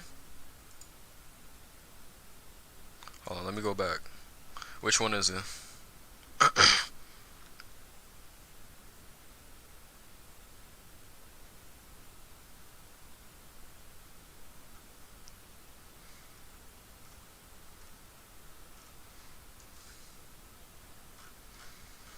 So is it any of these 3? Oh, okay, alright, bet. The victim concerned in this case is Courtney Freckleton, aka Nines. Freckleton is a well-known grime/rap artist who is considered to control drug lines across the country. Nina with a Nina, you batty boy. Huh? Whose Porsche is this? You batty boy. Stone busy, kill Yeah, man know who Coke is. They face everything. There's youth that I don't know who they are, and they want to do me stuff. 30 man, K-Coke, church road, crime scene, one order. Welcome back to HUD TV 416. In this video, we're going to take a look at the escalating beef between UK rappers, K-Coke and Nines, a beef which is deeply rooted in street politics, and which has now turned the streets of northwest London into a war zone. K-Coke and Nines are some of the biggest rappers from the UK. Their songs and videos get millions of plays, and they have strong industry ties. K-Coke once being signed to Jay-Z's Rock Nation label, and Nines routinely bringing celebrities to his hood, including rapper Tory Lanez and boxer Anthony Joshua. Yo, we at right now? We out here, y'all know what it is. Shout my nigga Nines, we all the way out here in London right now. Y'all niggas know it's good, huh? But both rappers have also routinely had their shows cancelled due to security concerns. For example, Tory Lanez once tried to bring Nines out to a UK festival named Wireless, but police denied Nines entry due to security reasons. K-Coke would also say in interviews that the police would routinely call venues he was scheduled to perform at and tell the owners to cancel his shows, or else they wouldn't provide security. This is because, in addition to being successful rappers, Nines and K-Coke both have deep street ties, Nines being from Church Road, and K-Coke being from Stonebridge. Church Road and Stonebridge are notorious estates located in northwest London, and have been engaged in a decades-long war with each other, a war which has seen dozens of shootings and murders, including of close friends and family members of both rappers. But this war has recently escalated after some very high-profile incidents. In summer 2019, Nines was brutally attacked after 2 rivals. Hold on. Wait, hold on. They just said close friends and family members? Didn't you say the K-Cock, whatever his name is white? He got black family members? No, I'm not from New York. Close friends and family members of both rappers. But this war has recently escalated after some very high-profile incidents. In summer 2019, Nines was brutally attacked after 2 rivals from Stonebridge chased down his Porsche and then brutally stabbed him in the face. A video later surfaced on social media showing Nines collapsed behind a row of townhomes, injured and covered in blood. The attackers themselves also filmed the aftermath of the crash scene. In the video, you can see Nines' damaged Porsche and the attackers screaming out Stonebridge while showing the phone they had taken from Nines. They even tagged their IG handles on the incriminating video as a badge of honor, showing to the world that they finally got one of their top ops. One of those attackers, a man named Top Shot AR, even dropped a super disrespectful diss track afterwards called I See You Crying. This is an obvious play on words, as Nines has a well-known song titled I See You Shining. After the attack, Nines would disappear from social media, as it was rumored that the stabbing had cut into some of his jaw muscles, impacting his ability to talk, and leading people to question if Nines' rap career was over. But the attack on Nines, one of the biggest UK rappers, and a man with deep street ties, sent shockwaves through the streets of northwest London, and even had the newspapers anticipating a gang war. In this video, we're going to get into all of this, but before we do that, I'd like to first ask you to please comment, like, and subscribe. It actually helps push this channel, and ensure more content in the future.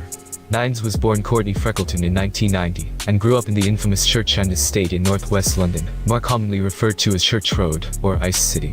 As of HUD, Church Road has been active for decades and is home to the Church End estate in northwest peanut butter? Yeah. London, more commonly referred to as Church Road or Ice City. As of HUD, Church Road has been active for decades and is home to the Church Road Soldiers, Crime Scene Boys, and Ice City Boys, which are terms used interchangeably. Nines grew up with at least 2 older brothers, including the Church Road legend known as Zeno, or Brant Zeno. In interviews, Nines would say that he avoided rapping as a teenager because he was too busy focusing on hustling, something he would be charged for multiple times, but Nines would eventually form part of a now popular rap collective from Church Road, known as the Ice City Boys, or ICB for After there was another nigga who vandalized, I think it was Pop Smoke or Nipsey Hussle's thing after he was talking about it on social media. He was on live and after someone shot him in his car. Short.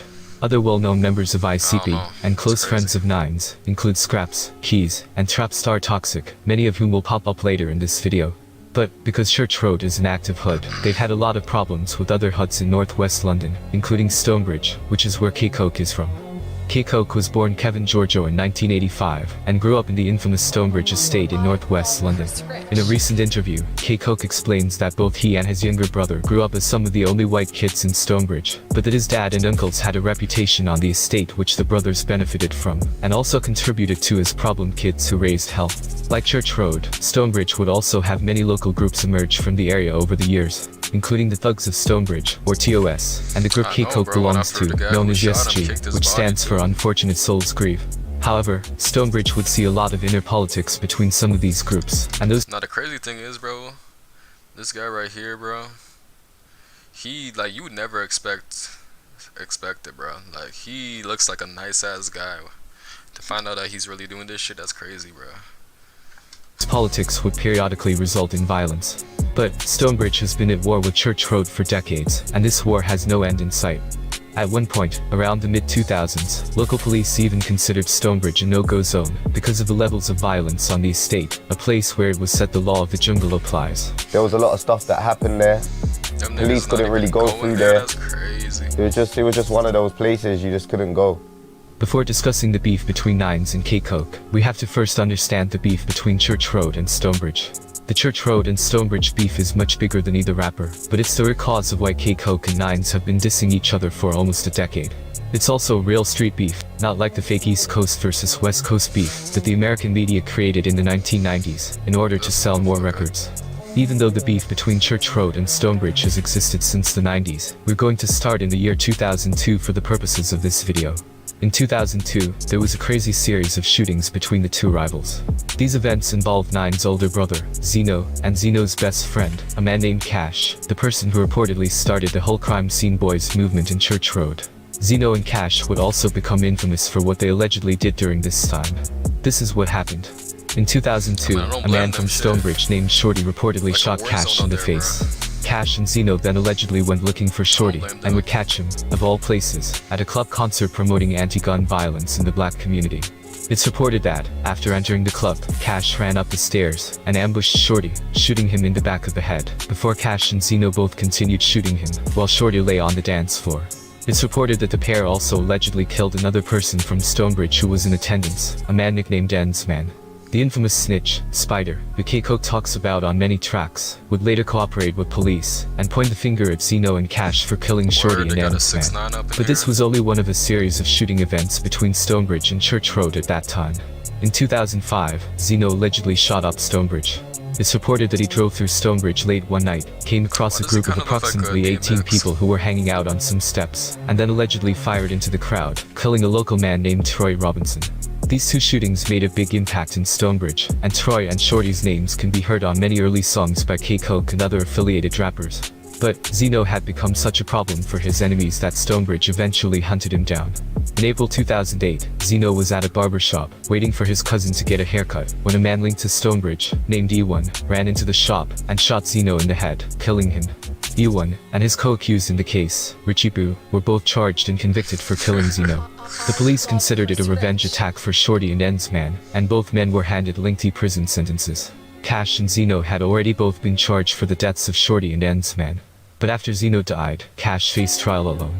Cash would ultimately beat the case after the jury refused to accept Spider's testimony because they believed his testimony was unreliable given that he was a drug dealer and a snitch. However, Cash would later be charged with murder again in 2011 after getting into a shootout following a Caribbean carnival and accidentally killing an innocent bystander. He was found guilty and handed a long prison sentence. This is only a very brief background of the politics between Stonebridge and Church Road, politics which are very deep and extremely serious. At the same time, the street politics in northwest London become even. Bro, I ain't gonna lie, bro. If I was an Uber driver and they told me to go deliver pizza there, bro, I'm quitting my job, bro. Fuck that shit. I'm quitting my job, bro. More complicated when you realize. Bro, I can't be delivering pizza and getting shot at the same time. That many of the local estates have split into two warring camps. For example, on one side there is Stonebridge, and other estates such as South Kilburn, which is where rapper C-Biz is from. On the other side, there is Church Road, and other estates such as Mozart, which is where rapper Fredo is from. A man can't tell me nothing because no one's dead over here. The ops are dying, they've been dying. This is what I'm gonna say, suck your mum, Fredo. You're gonna end up like Nines, you're gonna end up like Scraps, you're gonna end up like Jazzman, you're gonna end up like anybody. You name anyone from anywhere, from Church Road, from Mozart, from Kensal Green, you're going to end up like them. This is the context out of which the beef between Nines and K-Coke developed. The first publicized incident involving K-Coke and Nines happened around 2010, when a group of youths from Church Road ran up on K-Coke at a barbershop. The incident was caught on tape, and you can see K-Coke stand his ground before the youths rushed at him. What? 30 man, K-Coke, Church Road, crime scene, one order. Yeah, 30 man. What? What? Bang the K-Coke was left unharmed, but the youths got a hold of his jacket and began pouring beer on it as a sign of disrespect, while also saluting Zeno, who had himself been killed by Stonebridge while at a barbershop. The roads is cold! The roads is cold, fam! You ran and left your coat today! Yo, give some juice! What's that K-Coke cold? Zeno, that K-Coke cold, right? I saw that K-Coke, I saw that K-Coke, Church Road, you know how it goes. K-Coke would later address the barbershop incident in his music. He would say that he didn't deal with the youths or have anything done to them afterwards because he had bigger business to attend to. This explanation was actually based in some truth, as around this time K-Coke would sign a record deal with Jay-Z's Roc Nation, a deal he wouldn't want to jeopardize by getting arrested. Though, ironically, he would later be arrested for attempted murder in an unrelated incident and still be dropped by Roc Nation regardless.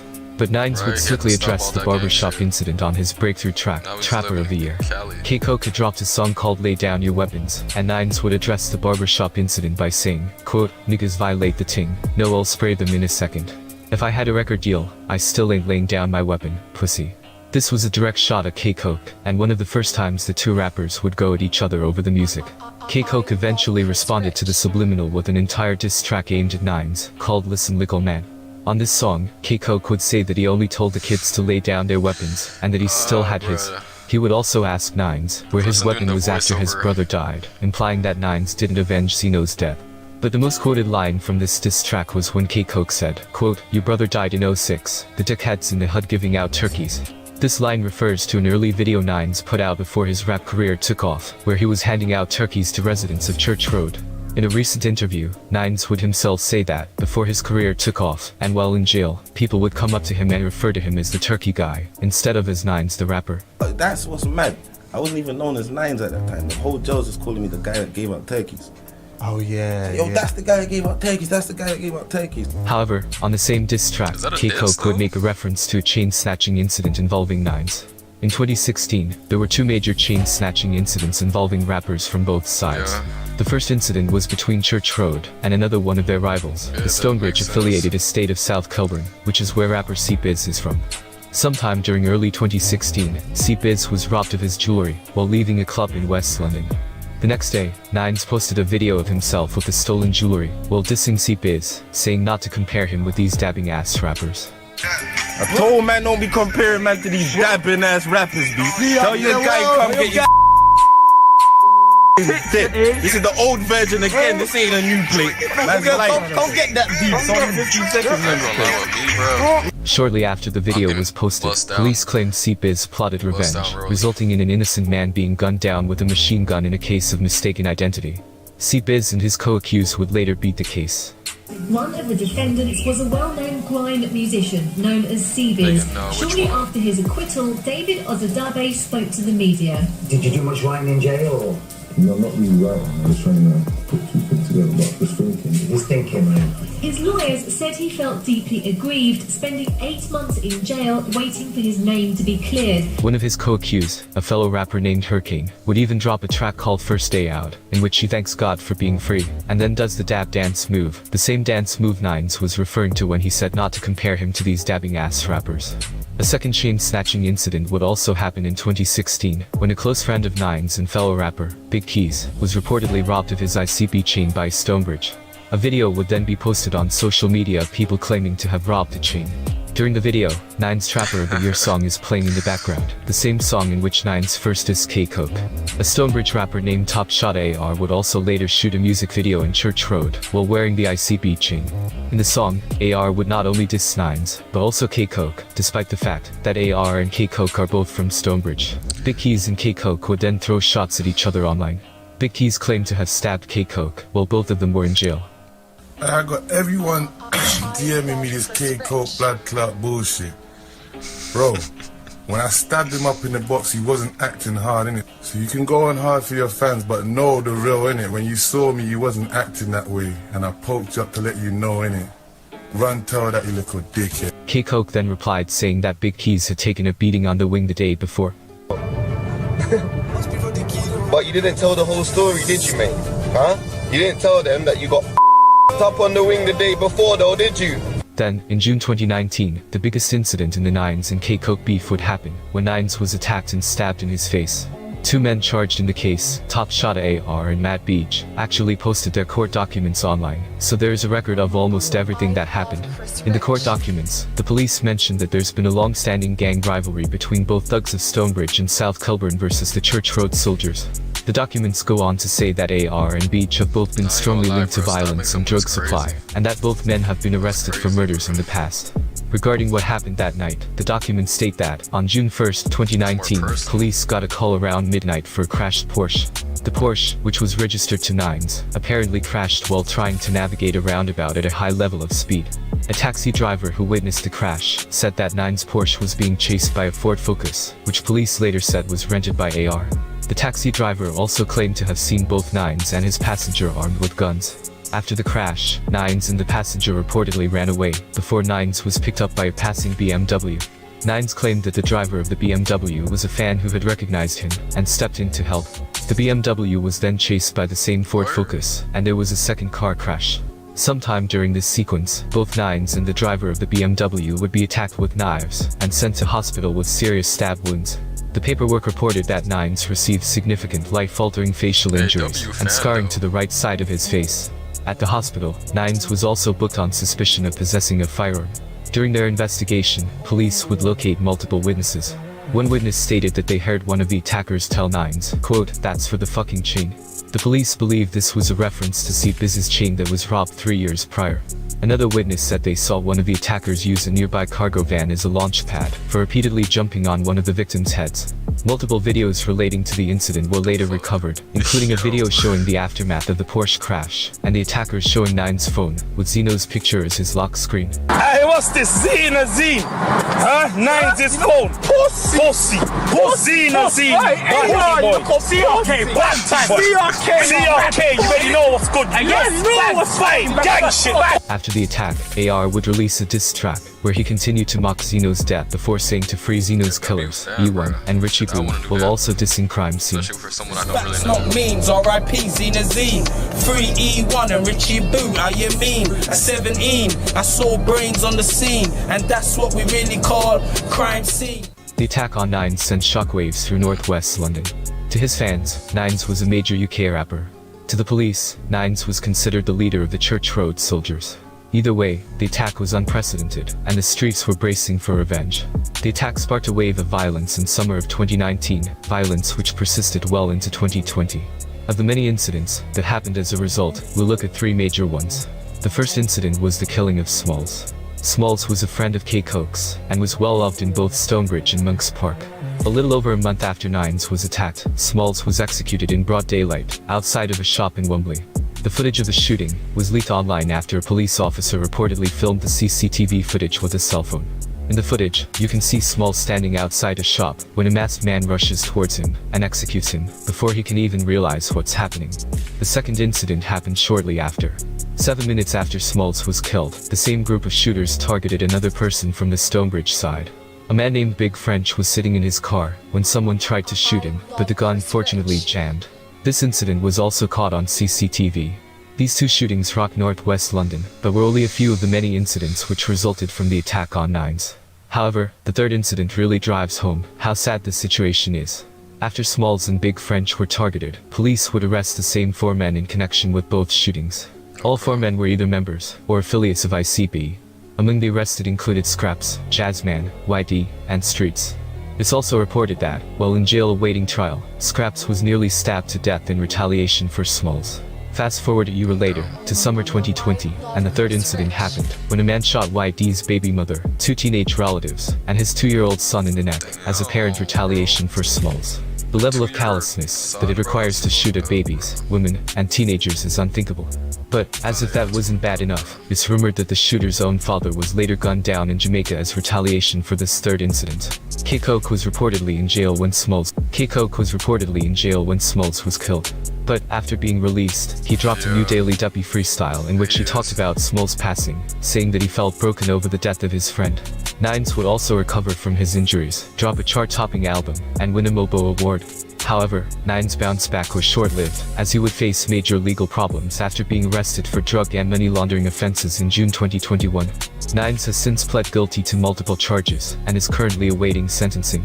Please comment, like, and subscribe if you enjoyed this video. The code of the streets my oldest showed me. The strong will survive and the fit and stay alive. The bloody road where the streets are so cold, and we're having shootouts with people we know.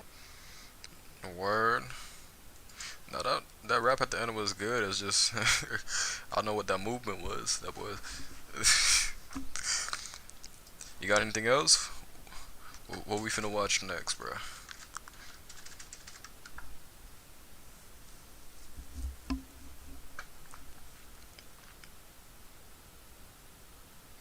Oh, word.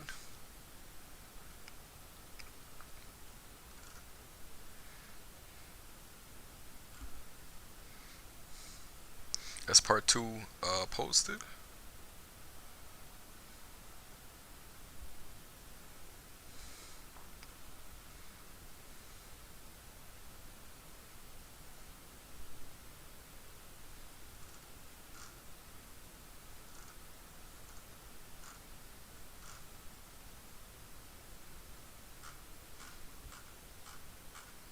I bet.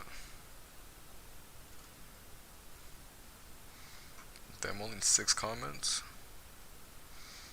Alright, that makes sense. Nigga said GG's.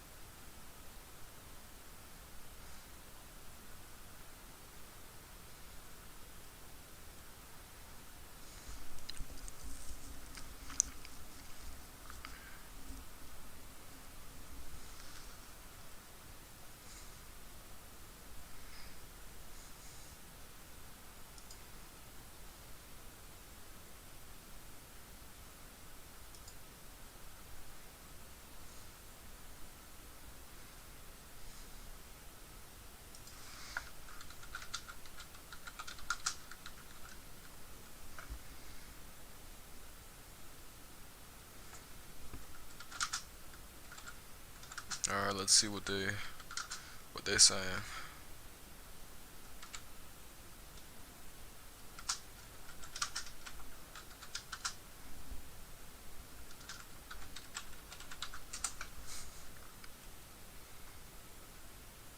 This one right here.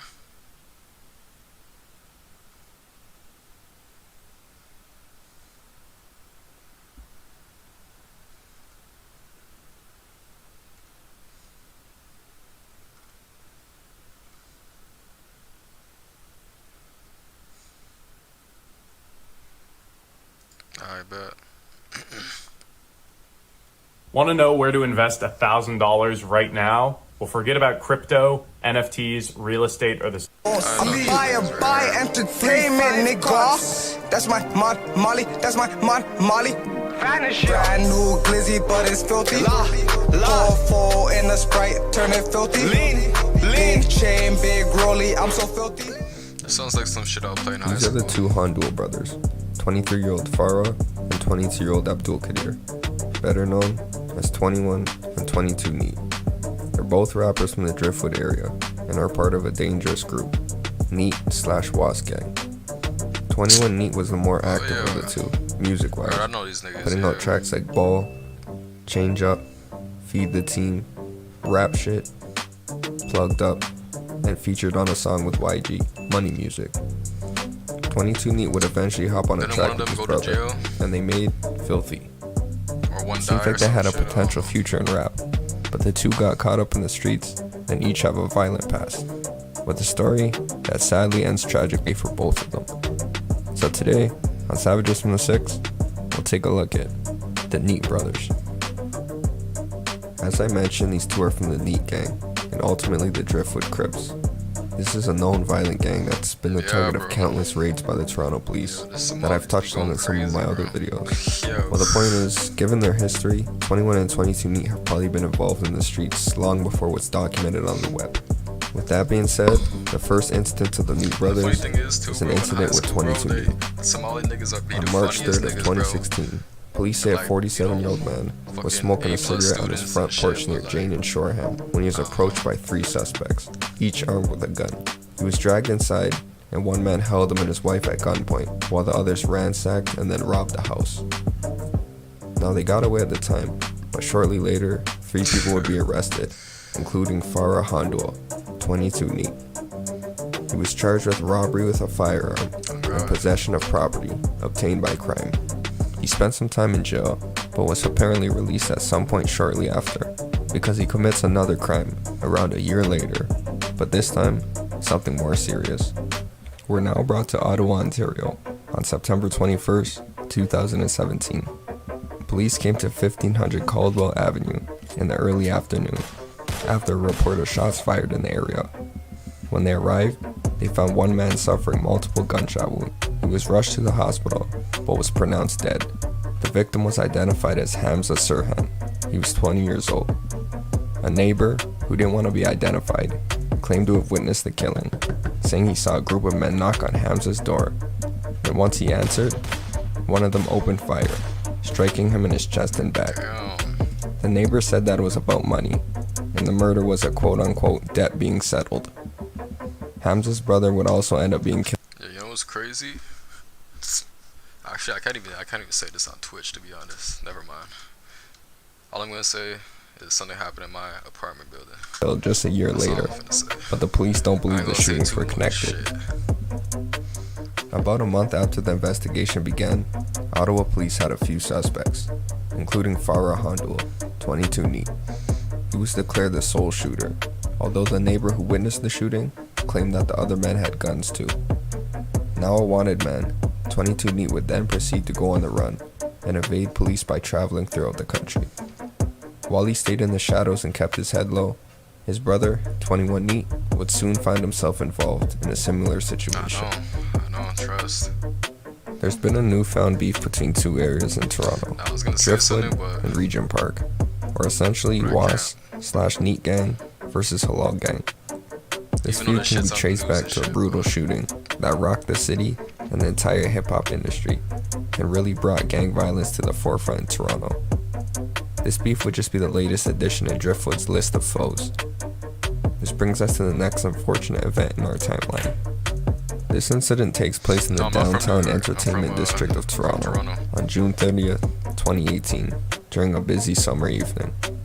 A popular Regent Park rapper, Smoke Dogg, was with his brand manager Kobo Prime, standing outside of Cube nightclub, located near Queen and Spadina.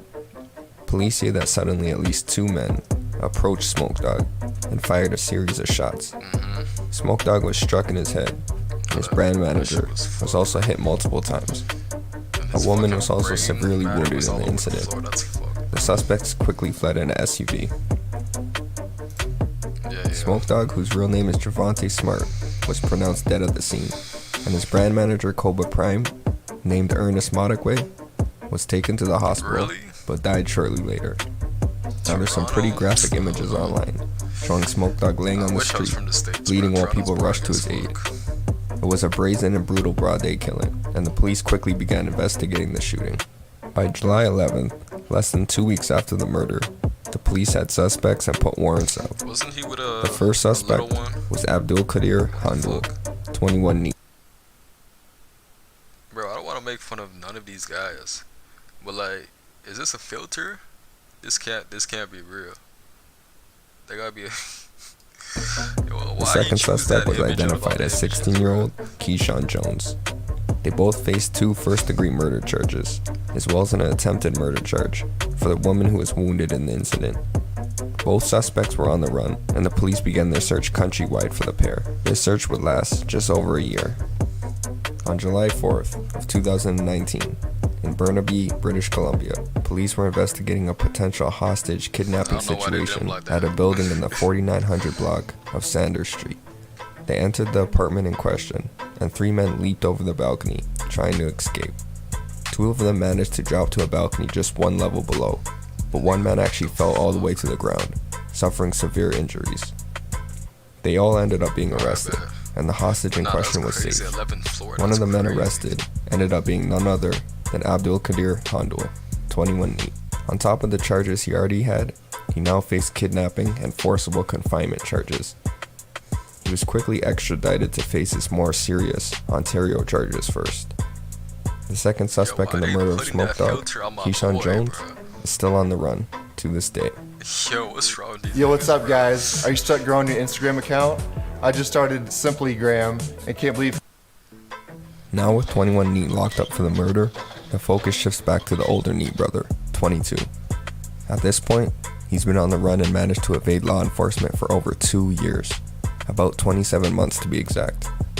And they would never end up catching him, because unfortunately, someone else seemed to be after 22 neat as well. The next event happens in Calgary, Alberta, on the cold night of December 26, 2019, just before a new year. A man named Vern McCurdy was having a cigarette outside of a community center when he noticed a man walking on the street just as another man was exiting the store. Vern claims that it seemed like the 2 men recognized each other, and one of them suddenly took off running. The man chased the other through the streets and ended up shooting at the man 6 or 7 times before fleeing. Police and paramedics rushed to the scene, and they found a man already deceased, laying in the middle of the road. The victim was Farah Handul, 22 neat.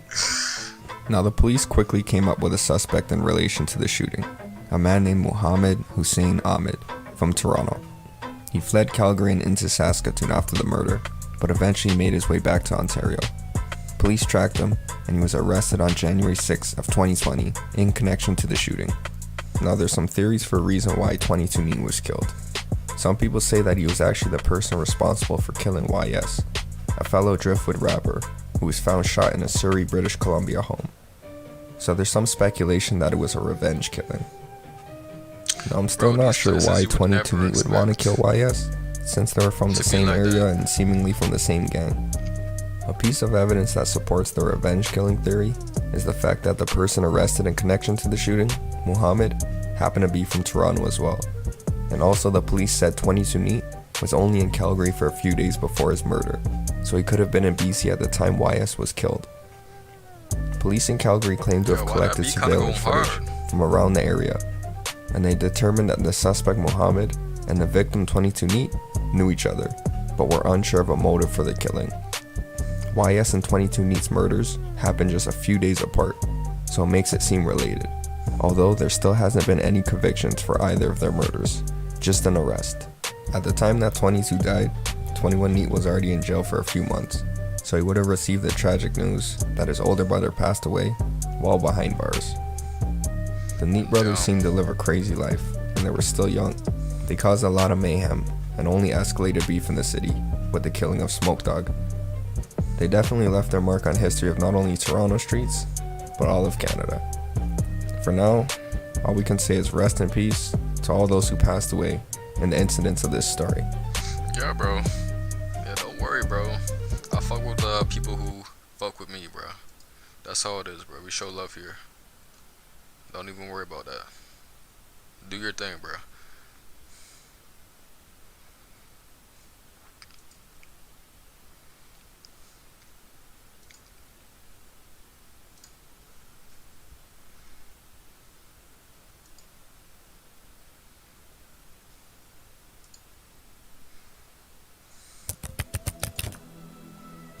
While King Von was alive, he wasn't really on good terms with NBA YoungBoy, even though he said it wasn't true when he was asked about it in an interview.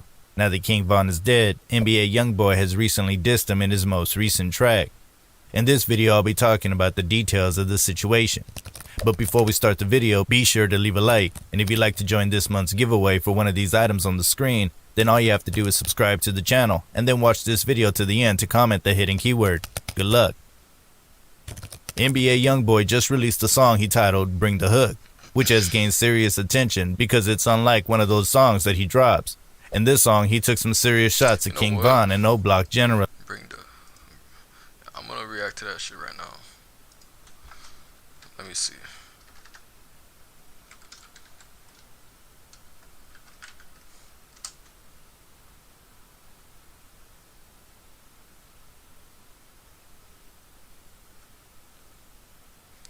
Oh, this shit dropped. Hold on. Hold on, bruh. Hold on.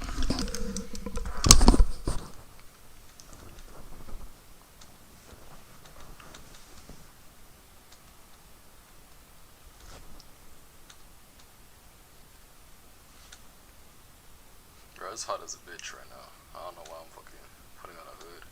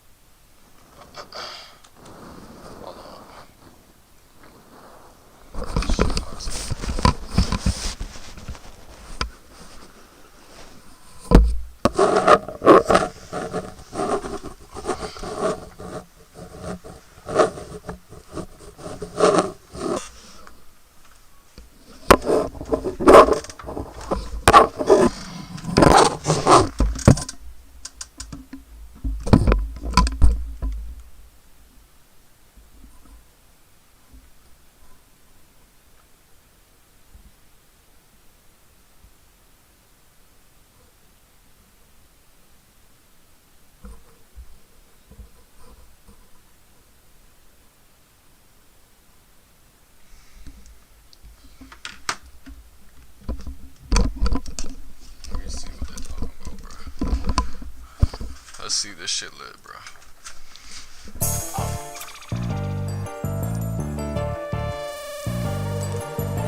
Leo, light it up. Never disappointed since their first song together. She like baby blue like she from Carolina. I ain't falling under pressure, so I had to buy diamonds. I ain't talk about shit on waist, but tell them they don't want my problems now. We gon' double bake, jump out with straps, run down in problems, man. Ain't going for shit, I do too much. You can ask my mama, I be on everything. She be like, baby, just chill. I be like, baby, shit real. I look in your eyes, but you looked at the flow. So I'm trying to know what you know what's the deal. Nigga, we got a problem up and on every car that poop beside me. Leaving a project full of bodies, I turn that beat to plenty high. Soon as he come out, then we got him, we gon' drop him, bitch. I'm full of pills, I'm sorry, mom. Them niggas slung that fire in my lip. I can't squash it, it's a must, you know I got her. I built that shit, they know that. Got M's been bleeding before that. 5K nigga, check my coat tag. Slip once, lead a bitch with a toe tag. Drive fast, no plate on the Maybach. Trap house where they stash them plates at. Go yard where I tuck my Drake at. Thick hoe nigga, no, I don't play that. Let's go, stay out the way with them cameras. I just seen baby pull up in the van, I'm almost hit. Nigga hopped out with a thick bitch. Must be from Atlanta, fuck that. They ain't see I hopped out with that blammer. They ain't know I got in with that stick on me. They don't know that this bitch right here bulletproof. Go. Wait for a nigga to hit it. I really be cool as a bitch, but get rude as a bitch if I get the wrong energy. They know I put a hoe out if I love her or not to protect my little energy. Maybe shit, baby, too real for the industry. Or maybe they know that they never could get to me. Know that they never could finish me. Let out my glizzy, I'm feeling a symphony. Yeah, I'm in a bourbon and I got it on me. 300,000 just me and my homie. Working, we loaded, I wait till the morning. Get a belly bitch so I could bone them. North of the 8 posted on that corner. Waiting for ops and ducking cops. Set it on my hip and on the Papa house, I got 100 shots. Niggas been on this block on don't stop. I can bet his car get chopped. Let me hit from the back, say top. Come out, turn around and let her get on top. Got millions still invested block. We get them never through the mill. Spot be jumping like some shots. No jiggle, get it on for real. I ain't done with it is. It get done for real. Let him talk that shit while on them pills. Turn down as soon as he feel it. Still nigga know we do this shit for real. Try fight by night, his top get pissed. In the car by 1, by 2, he killed. By 4, I booked and flew the jet. On the way to LA while I on them live. She on me bad, so what it is. Grip her body, know I gotta take her home and beat her body. I be digging all inside it. Suicide or kamikaze. Pussy shit I don't acknowledge. Jump out running from them choppers. Try to hide and then they cat me, gang. I leave a stain, all you hear is bang, bang. Bitch, lay it out. I run that gang, they know I'm the murder man. Don't come around, leave you found, fuck around, it's gon' go down. You cook that shit, I ain't a sound. Left 9 bodies in the town. I left my bitch and got some new. Left her too, bitch, I'm a hound. Ready to bite me a nigga. I'm a dog. I really don't like the little nigga, baby. Ooh, he an ice little nigga. I'm in this bitch with that stick poppin' shit. I'ma pull that bitch out before I fight me a nigga. I'm on vacation, they can't get my hands on the bang. I fuck around. Bro, I like this because it goes back and forth. You know what I'm saying? Like, usually if someone's featured in a song, it's one of those things where it's like the first person raps and after the next person, and that's it. But they're going back and forth with the rap and shit. I like that. Around knife me a nigga. I fuck around poke me a nigga. I fuck around choke me a nigga. I fuck around to take me a little nigga hoe. Yeah. Put dick in the face, make a beatbox. Ain't seen a thing hotter since he pop. Fuck that. 4-5 got it on D-cop. On that bullshit you niggas think that you on. Fuck around and get spanked for a song. Fuck around and get spit for a diss. You gon' let that come and get you killed. Yeah, bitch. Every day tryna stay out the way. Still adjusting the fame in this industry shit. And I pay for the shit. I go in your shit, make you pay for that lip. Neighborhood superstar throwing weed in the car. They like, boy, you can't pay for that zip. Like, nigga, we ain't charging you shit. Baby put on for Charlotte, he lit. Cold blood killer in the car behind me with a binary stock on the side of his stick. I always think about a body, can't forget about the last 2. He had another homie on the list. On the daily, got 2 of them bitches. This one to send me, this one to switch. Doing my dancing, her thugging. He hating for free, the nigga's a bitch. I'm in here with Nina Simone. I made it top fast, gave her some tits. Pulling her head, she stuttered. Yeah, fucking on her with no rubber. She like baby blue, like shit from Carolina. I ain't falling under pressure, so I had to buy dimes. I ain't talk about shit on waste, but tell them they don't want my problems now. We gon' double bait, jump out with straps, run down the problems line. Ain't going for shit, I do too much. You can ask my mama, I be on everything. She be like, baby, just chill. I be like, baby, shit real. I looked in your eyes, but you looked at the flow. So I'm trying to know what you know, what's the deal. Yeah, nigga, we got a problem up and on every car that put beside me.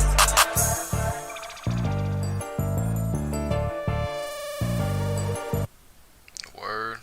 Which has gained serious on the screen. Then all you have to release the song he titled Bring the Hood, which has gained serious.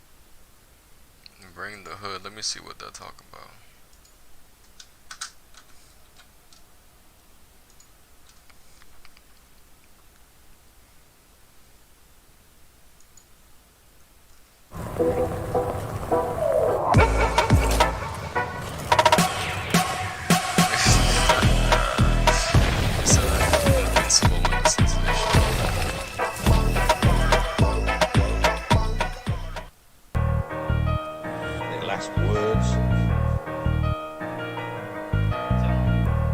It's a murder business. Yeah. This gun was bought just for the kill niggas. Sean Fall, you already know we beat them motherfucking great. All bells, bring your body to the grave, we leave him slave, nigga. It ain't no open case, we left his motherfucking brain. Hold on, diamond chains, we leave a stain. Shorty just won't give me brain. Sliding in that fast thing. Nigga know I blew the brains. Shorty try to sell me things, no, I want the whole thing. Know my brother said that boy, if not heroin, it's pure cocaine. No, we distributors, them hollows, you can smell it through the city, we polluting. Don't aim it, you just shoot it. Like G-Sosa say, better get your ass up out of here, just want 'em, man. Takes him through the night and through the day, that be my fucking man. Both them swing that left out stains. He in Miami and he hiding from this murder game. The feds know my name, they tryna lock me up in chains. The homicide detective say control the fucking blame. We leave out Teddy Bells right there where he bleeded. She sent the text, ain't read it. I been in here with Jazz, count that bag, bitch, believe it. That Jazz map like best soon as you see it, better run from that. We aiming with them straps to leave you clap right where we see you at. Swanee got a hold on, no he got a kickback. Young and weigh 100 pounds, no he can't control it. Run up on me, it's gon' go down. You know that I'ma blow that. You saw with a lot of pounds, with me where your hoe at. Fuck it, bring the hook, kill that nigga, think he saw a gremlin, how his body shook. With that stick that be my fishing pole, another I got hooked. These souls and with my kids, get them fucking bodies out of here. I got locked inside the pen, but now I'm out, bitch, just to die to you. Spotted, then we followed them. Call that boy dead, man. Name that boy Rudolph. When he seen that red beam, headshot, this a skelly scene. Liddy, that's my cousin, man. Know that he don't get no fuck, he aiming for the head, man. Nigga, this that squid gang. Oh, black pig get rolled up. Murder what they they told us Atlanta boy get fold up. Nigga, get your hoes up, these bitches throwing up green flags. Throwing that NBA up, let me set you up to bust your ass. You know I keep that murder bag. White on them, leave a toe tag. Inside the freezer, water people put them for their stitches ass. No glitching, better not freeze up before a nigga blitz his ass. I'll flip his ass. North side, nigga know that's my side. Utah, come here, bitch, get hog tied, another die. Oh Lord, man, this nigga crazy. He do not respect them boys. He don't give a fuck, he check up off the list, they squad. He pray to the devil, then that nigga pray to God. Say he got on face paint, and this nigga paid for it. Say my name get slaved for it. I ain't playing with your hoe ass nigga. You know I'm coming in there well, like, why the fuck you say that nigga? You know I'm dying in there well. I bet they say I blew my pistol. I bet they say I took one with me. Hey, I top him to a fish. You should not play with grave diggers. You know them Paul Bear ship. You know I pull out plenty killers. You know that we keep plenty pills. Fuck it, bring the hook. Kill that nigga, think he saw a gremlin, how his body shook. With that stick that be my fishing pole, another. I got pussy souls and with my kids, get them fucking bodies out of here. I got locked inside the pen, but now I'm out, bitch, just to die to you. Spotted, then we followed them. Call that boy dead, man. Name that boy Rudolph when he seen that red bean. No, I can't with this, bro. That's too much, bro. Hold on, bro.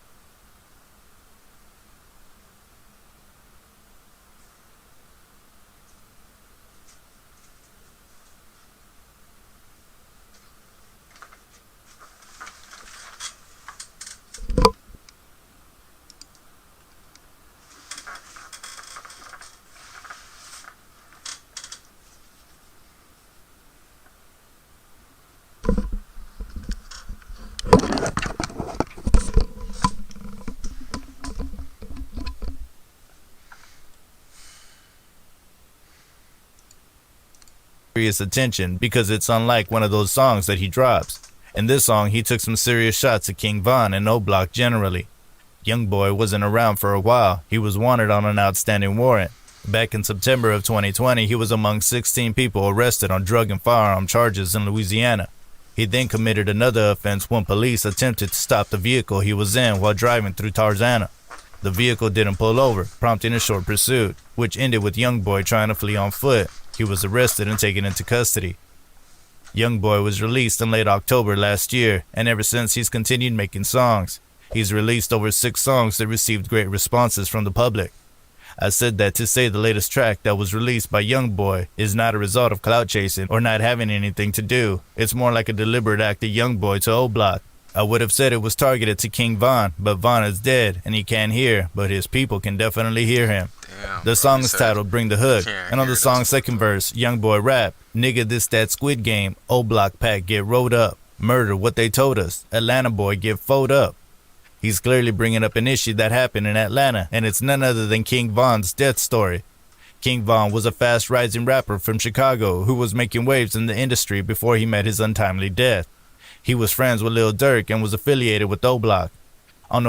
The Guaranteed MasterCard from Capital One gets you a $300 to $7,000 credit limit and is November 6, 2020, he got into an altercation with Quando Rondo and his crew and got shot by Lil Tim in the process. 21 Savage said something useful in this situation during an interview with DJ Academic. He said he would not have worked with Kanye West on Donda because of his loyalty to Drake. He then mentioned that many rappers won't work with Youngboy because of their loyalty to Lil Durk. He said, "You don't have to pick sides, but you gotta be a certain type of artist to be in the middle." It seems this situation is more than the regular ones where 2 rappers go back and forth dissing each other in tracks, fighting at every meeting, and also putting everything out in the open. It's more of a serious war where big rappers have chosen sides.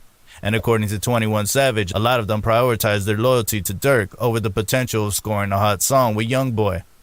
Apart from the beef Youngboy had with King Von, he also had beef with Lil Durk. Both Durk and Youngboy were cool before they had collaborated in 2017 on the song titled My Side, but despite the collaboration, there have been rumblings of beef between the 2 rappers. There is no crystal clear specific reasoning for the beef that has later surfaced, but based on certain connections and certain events, it's relatively easy to figure out why Durk is not cool with Youngboy anymore. One of the reasons is Youngboy is close with Quando Rondo. Lil Tim is affiliated with Quando Rondo and is also responsible for the death of Durk's close friend and brother King Von. Though the 2 were no longer on good terms before Von's death, but after his death, obviously they can't be friends. Although neither side has clearly said that's the reason for their rift, the pieces put it together. You can link the dots and get a clear picture of what's going on. Quando Rondo has earlier talked about his close circle and how his bond led to many disliking them. Rondo said, "People don't like us because they know we don't fuck with nobody. If I feel like I need to do a song with a nigga, I'ma do it with Youngboy. A lot of trouble come our way because we're not open arms. Because of these things, it's believed that the beef between Lil Durk and NBA Youngboy was caused due to Rondo's bond with Youngboy. Youngboy, who's been in jail since the end of April last year, obviously hasn't been around to comment on any vitriol between him and Lil Durk. But before then, in mid-2020, Lil Durk released a song with Lil Baby and Meek Mill titled Still Running. And in this song, Lil Durk's verse is believed to be targeted at Youngboy Never Broke Again. The line, "That nigga was fucked. The moment he ran, he knew he ain't ducking. His ass out of luck," was also believed to be for FBG Duck. What could have caused the hatred Youngboy and King Von had for each other? The most glaring possible beef between King Von and Quando Rondo's mentor, Youngboy NBA, is that King Von posted pictures hanging out with Youngboy's ex-girlfriend, Janya. King Von and Janya insisted that they were only making music together, but that still stirred up some drama between the 2 rappers. In that picture, both Von and Janya were seen holding hands, even if what everyone thought happened didn't. In the normal street settings, they shouldn't have been holding hands because King Von wasn't a friend of NBA Youngboy. At one point, King Von made a post talking about ladies switching sides. Immediately, anything is not going right with the person they're going out with. After that, Janya posted what was believed to be a response to Von's post. She wrote, "I don't need a nigga for shit, clout, money, nothing. So if I fuck with you, I'm genuinely fucking with you. But you know what? That's the problem. Y'all think it's sweet." She ended with that middle finger emoji. Also, one day while on Instagram Live, King Von was traveling with some friends playing Youngboy's song, Play With Me, when he questioned the integrity of the lyrics. You got cap in your raps. and said that rapper isn't even really like that. The fuck Youngboy talking about on this song, bro? He talking crazy on this joint. He ain't even like that. On his ass now, cap, Vaughn said during the live stream before singing. You got cap in your raps. You got cap in your raps. Youngboy didn't respond, but you clearly know that things can never go well between the two from that time. And as if that wasn't enough, King Von had to go about with Youngboy's ex-girlfriend. It wouldn't have been a problem if Johnny was out with someone else because they were both no longer together, but going out with Von of all people must have worsened the case. King Von was asked in an interview if there was any beef between them. He denied there was any beef and said all of that was rumored. When DJ Academics brought up the rift between the two rappers, King Von said the internet is responsible for spinning the whole narrative. They be saying that a lot. They're trying to make it like that because it's the internet. Vaughn also mentioned that he and NBA Youngboy have the same interests, which prompted Academics to question if they were feuding over women. King Von has denied anything of the sort and says that he and NBA Youngboy actually aren't beefing at all, unlike everyone on the internet has claimed. Earlier in the interview, King Von was talking about rap beef versus real beef and said that it wasn't real until someone got shot or something. Maybe, just maybe, his death was to show that the beef was real and not a rap beef. After Von's death, Asian Doll also said that there was no beef whatsoever between King Von and NBA Youngboy. She also said that they made songs together, which never got out for us to hear. Here's what she said. I got a song with Youngboy. Von got a song with Youngboy. Who the op? Only ops is you op, as people in our motherfucking business, bitch. Back to my motherfucking story, bitch. She continued by saying, this nigga talking about that motherfucking ops. They ain't even his ops. Get your clown ass on. You don't even know what the fuck you're talking about. That's how y'all know you just talking. Y'all just making up all this shit in y'all motherfucking head. Cause that sounds good and that shit look good, but it ain't that. If what King Von and his girlfriend claimed were true, then why has NBA Youngboy come out to take shots at King Von, even when he's no more? I don't think it's normal to like someone when they're alive and dislike them when they're dead and gone. What exactly is there to gain from all of that? NBA Youngboy clearly says what Von and his girlfriend said is not true, and he isn't cool with them from the lyrics of his new song. Why exactly did Youngboy take this long to say all of that? Maybe he felt O-Block is presently weak with what's going on with them, even OTF. An example is Moowop and C-Thang arrested for the murder of FBG Duck, and OTF members getting arrested too. Youngboy took the chance and dissed King Von, but King Von's friends and family won't just sit and allow anyone to disrespect their friend and brother, and so Youngboy's diss got a reaction from Von's sister, friend, Lil Durk, and Lil Reese. DJ Academics posted on Twitter about Youngboy's new project and got a response from Lil Reese. He wrote, NBA Youngboy on Demon Time right now, sheesh. Nigga, he dropping a whole tape Friday. Reese then responded to that post. That ain't no Demon Time, he just rapping like the rest of these rappers all rap. That was because Lil Reese felt DJ Academics was just hyping nothing out of Youngboy and also used the opportunity to get at the one who disrespected his dead friend. Durk also responded to Youngboy's song with a post on social media. He posted a picture of himself on his IG with a picture of King Von holding a stack of money, while Durk is also similarly holding a stack of money, displaying a few chains in front of the picture too. He then wrote in the caption, "Don't claim it if you don't do it, you still a bitch." Von's sister also took to social media to write the same thing Durk wrote and added several laughing emojis. It might not end here, and it possibly might be the end of this reignited fire of beef between the two sides. What do you think? Alright guys, that's all I've got for you in this video. Let me know what you think in the comment section. You can initiate a conversation or join the ongoing conversation.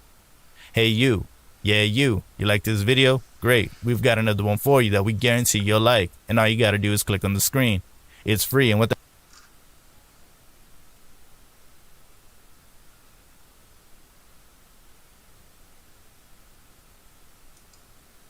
Crazy. You can keep watching your hair getting thinner and thinner. You can keep looking out for those embarrassing bald spots that you try to fucking spiral of fucking rap beefs and shit. When police arrived on the scene, they spotted Lil Durk attempting to hide a loaded .40 caliber handgun inside of his Hyundai Sonata and immediately arrested Durk on the spot. Less than 2 years prior to this, Lil Durk was arrested and charged with possession of a firearm with a defaced serial number. According to multiple reports, back in October of 2011, the Chicago police were doing the usual patrol through Lil Durk's hood when they came across Durk chasing another individual through the streets. When the cops began to intervene, Durk darted into a nearby alleyway and tossed a loaded nickel semi-automatic handgun underneath a car. Lil Durk then ran inside a home on the 6400 block of South Eggleston, where police ultimately found Durk sitting on a couch and arrested him. The charge he received for this incident was a Class 3 felony that can carry a 2 to 5 year sentence in an Illinois state prison.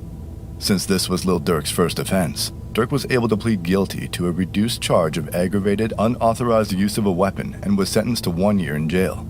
Durk served 87 days of that sentence until he was released on parole on July 27, 2012, with his parole ending on July 27, 2013. That's crazy. That means that during his second arrest on June 5, 2013, Lil Durk was already out on parole for a previous felony weapons charge. Things were not looking good for Durk. After being booked into jail, a Cook County judge set Lil Durk's bond to $100,000, which means that in order to be released, Durk would need to come up with 10% of that money in cold hard cash.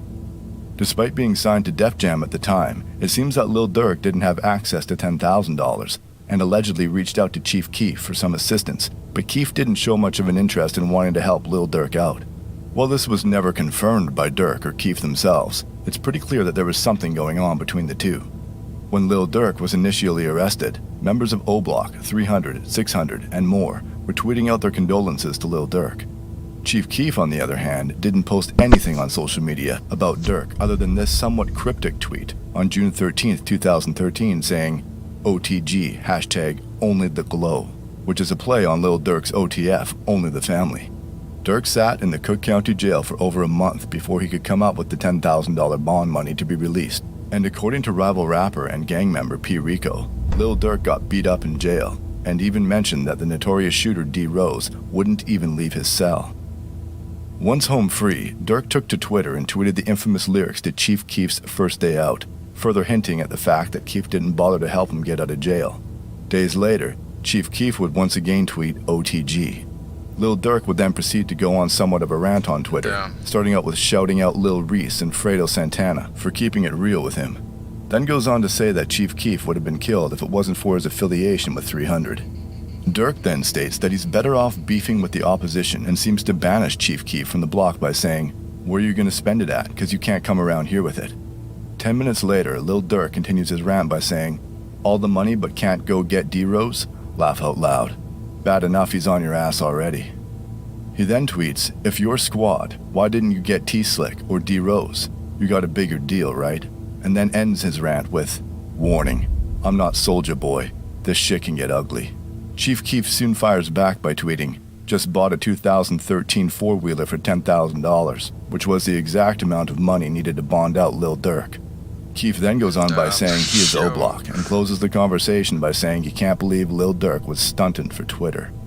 Chief Keef would then find himself in various legal situations throughout the rest of 2013 and even ended off the year by being sentenced to 90 days in a rehab facility in Malibu, California. Upon being released from rehab, Keef returned home only to find O-Block requesting $7,500 in cash to bail out an incarcerated O-Block member by the name of Trey 5. Trey 5 was arrested on November 11, 2011 for aggravated battery and discharge of a firearm. He was being held in the Cook County Jail on a $250,000 bond and had been sitting in there for over 2 years at the time. O-Block claimed to already have around $18,000 for the bond, which is why they asked Chief Keef for $7,500, giving them $25,000 in total to bail out Trey 5. Keef made it seem like it was no big deal to give them the money, claiming he had just recently spent the same amount on shoes, but when asked to actually give them the money a week later, Chief Keef said he threw it all in the club and ended up not giving them a dime. This soon resulted in a situation that would change Chicago drill music forever. On March 26, 2014, Chief Keef was ordered to appear in a Chicago courtroom in regards to one of his many legal troubles at the time. While at court, members of O-Block such as Boss Top and OJ, along with some THF 46 members, allegedly broke into a home in Northfield that was being rented by Chief Keef's former manager, Uncle Ro, and Keef himself. The group was armed and allegedly went through the entire house, stealing a wide variety of designer clothes, bags, and shoes. It was also reported that Boss Top even stole Chief Keef's daughter's clothes and diapers, along with laundry detergent and deodorant. While this was taking place, one of the people inside the house, rumored to be Brandon Zerer, aka Twin City CEO, based off these tweets, called 911 and reported that there was an armed robbery at the home. Then, moments later, Chief Keef returned home from court where Boss Top would allegedly snatch Chief Keef's iconic Johnny Dang piece off his neck, while O-Block OJ would reportedly snatch GBE Capo's Jesus piece. This would escalate the situation to an entirely different level when a 33-year-old man, an associate of Chief Keef by the name of Terrence Smith, was unfortunately shot during this altercation. After the shots were fired, the group allegedly stole Chief Keef's silver 2010 Jeep Grand Cherokee and fled the scene. Chief Keef and the other Glow Gang members inside the house then rushed Terrence Smith to the hospital, where it was determined he would luckily survive his injuries. When questioned by authorities, nobody said a word, which resulted in no arrests being made, but officers in the Gang Enforcement Division released a document stating that the Black Disciples are having an internal conflict and listed 3 photos of the persons of interest in the situation, with one of the people being Tyree Davis, aka Boss Top. The official document stated, officers assigned the Gang Enforcement Division have received information that an internal conflict has arisen among members of the Black Disciples. On March 26, 2014, there was an attempted murder and home invasion in Northfield, Illinois, in which Black Disciple Keith Cozart, aka Chief Keef's associate Terrence Smith, was shot. This incident is believed to be related to the internal conflict. A silver 2010 Jeep Grand Cherokee belonging to Cozart was reportedly stolen during the above incident. A possible offending vehicle is a gold or silver minivan, unknown make or model, with Tennessee license plates. The following factions of Black Disciples may experience internal discord: O-Block, Lamron, and Brick City 600. Chief Keef didn't say much publicly about the robbery until 3 months later when he released a series of tweets stating, "I clothed you, B. Put money in your lint ball pockets. I tried to glow you up. See, it worked. You don't look dirty no more. I'm nothing like these guys, but we look alike. Way higher form and fashion, and I'm loyal. I was giving lil dirty folks clothes. And money. I'm talking hundreds. Get them ones up out of here. Folks, they stole KK clothes out of her room. Detergent, deodorant, and all on Bloods. They stretched that all right. Montclairs, earrings, Robins, Trues, Gucci bags, Pellies, Louis Vuitton coats. I can go on and on. But when I found out, I bought it again." And then ends the discussion with, "I gave you the glow so you can eat, not try to compete. Lil dirty GD, folks." Chief Keef would also later call out Boss Top by his real name by tweeting, "Tyree Davis stole this too," with an Instagram link to a now deleted photo. Keef would later do the same thing to his former go-to producer Young Chop by tweeting out, "Old stuff Tyree Pittman stole while I was in court one day," with another Instagram leak to a now deleted photo. Shortly after this revealing Twitter rant, Lil Durk and THF Basie would post a video to social media taunting Chief Keef and GBE Koppel by wearing Koppel's stolen chain, while posted up in front of a TV playing Chief Keef's "Close That Door" music video. At the end of the video, you can even see Lil Durk pointing to Chief Keef's chain on the TV and saying, "We got that too." A few weeks later, Chief Keef moved to Los Angeles, California, and hasn't returned back to Chicago, ever since he was betrayed by those he once called family.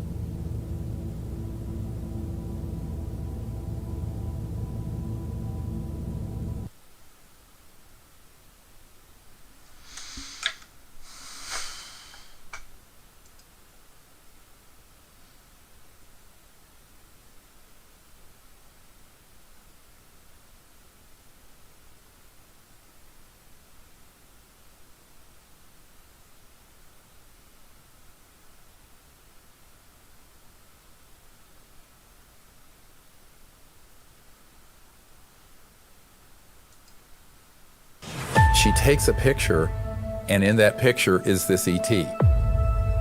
He puts the camera over in that. This video is sponsored by K Shorty, Spaz 2 times, not to be confused with Spaz from 80K, Lil PD, aka 35, Fulio's young G Bibby, and Dirk, another close friend of Fulio's who was murdered all the way back in 2014 as part of that PCE beef. So that's the majority of Fulio. Funnily enough, on the day of recording this, I just found out that he apparently dropped that chain off a jet ski. Anyway. Another piece, man. 30 ball in the fucking water. 30 ball in the water, bro. Like I said before, that's not everybody. Help explain some of the earliest catalysts in the beef between ATK and KTA. The killing of 22-month-old Aidan McClendon on January 2016 was an early milestone in the PCE gang war. It's been alleged that the drive-by that ended up killing that child was a direct retaliation for a shooting that happened earlier that day. But when you look closer at that particular case, it was actually revealed that things had kicked off a year before this, with these two crews facing off at a Kodak Black concert in Jacksonville. Apparently Kodak was on the road playing a show in Jacksonville when members from both sides found themselves in attendance. First Coast News published an article about the Aidan McClendon case, which suggests that's fucked up, bro.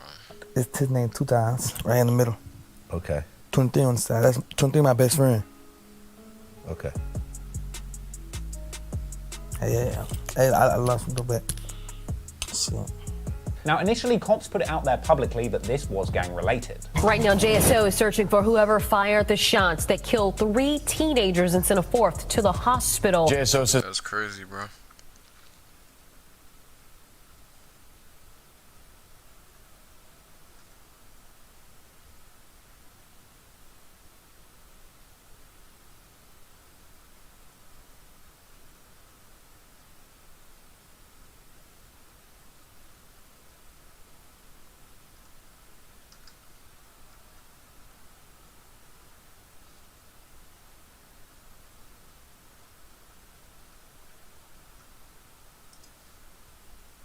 But I don't think he gave a fuck though. The month of January 2022 has been pretty hectic in the worlds of both Lil Durk and NBA Youngboy. No matter which side you find yourself on, it's been tense seeing these two rap titans throw shade at each other and almost daring the other one to clap back. Then again, going down that road doesn't always make for a happy ending for everyone involved. It's no secret that Youngboy has been on house arrest, but that town scene had made more and more people coming for him. Even Von's sister calling him out for working on demon time. This is a rap war though, and Youngboy wasn't gonna go out just because he had a few nasty barbs thrown at him. If anything, we've already got some new songs about him doubling down on his beef, if you take him at his word on the lyrics of Know Like I Know. This time around though, Youngboy isn't just talking himself up as some hopeful trying to stir up some buzz. Instead of just calling him out, all he left up is an image of stacks of cash organized in the middle of the floor saying, "Y'all gonna die." It's at this point that I'll remind you that this was a man still placed on house arrest, and yet he's still acting like he's bulletproof and afraid of no one. Since Durk is known to be quick with his timing though, he ended up taking a page out of his rival's playbook with a pic on Instagram saying that he should hurry with the comment. "We colorblind, but we still see red." Most other rappers would try to at least put the issue to rest by now, but it looks like neither of these two men are gonna give up. Out of all the people to intervene though, we've actually gotten a bit of sage wisdom from Wiz Khalifa. Aside from his usual social media presence, Wiz definitely has his fellow rappers on his mind these days, saying don't go broke trying to count that money on the flow. Although this could easily just be a callback to Youngboy's earlier rap name of never going broke again. It sounds more like Wiz is trying to look out for the new school. From day one, Wiz has never really had to go to bat with Youngboy or Durk, but a world without either of them isn't something that the rap game really wants to see either. If you really think about it, Youngboy and Durk are the kind of rappers that are from the next generation after Wiz, so he might be making his own attempt to increase the peace. At the same time, did you notice how that line was left just vague enough to get people talking? Since he didn't have anything to say about Youngboy and Durk making up, it could mean the exact opposite as well. For all we know, Wiz might be watching from the sidelines and waiting for a real battle between these two. And the crazy part, this isn't even the last time this has happened. As fate would have it, Durk and Youngboy seem to have started some strange trend in the world of hip-hop lately, since people like Future have been adopting the same tactic on their own social media accounts. You even have Durk's pal Duty Low pulling a few tricks from his friend, going on to write "She Lie" in reference to the beef he's been having with FTM Bay for the past few weeks. We also can't forget about the first time this happened way back in the day, when 50 Cent first spelled out broke and money on his doorstep, while Soulja Boy doing it when he was riding high. If anything, the joke of writing with money should be played out at this point, but it looks like Durk and Youngboy are trying to put some real aggression behind their messages. As much as Wiz might be trying to do his part in the hip-hop world, we also have to see how the fan base is feeling about everything as well. If you look at what people are saying about Wiz's statement, looks like people are willing to increase the peace, with one comment seeming to stand by Wiz's peace stance. There are even some fans tweeting Wiz's philosophy back to him in support of what he's been saying. And between the millions of likes and replies,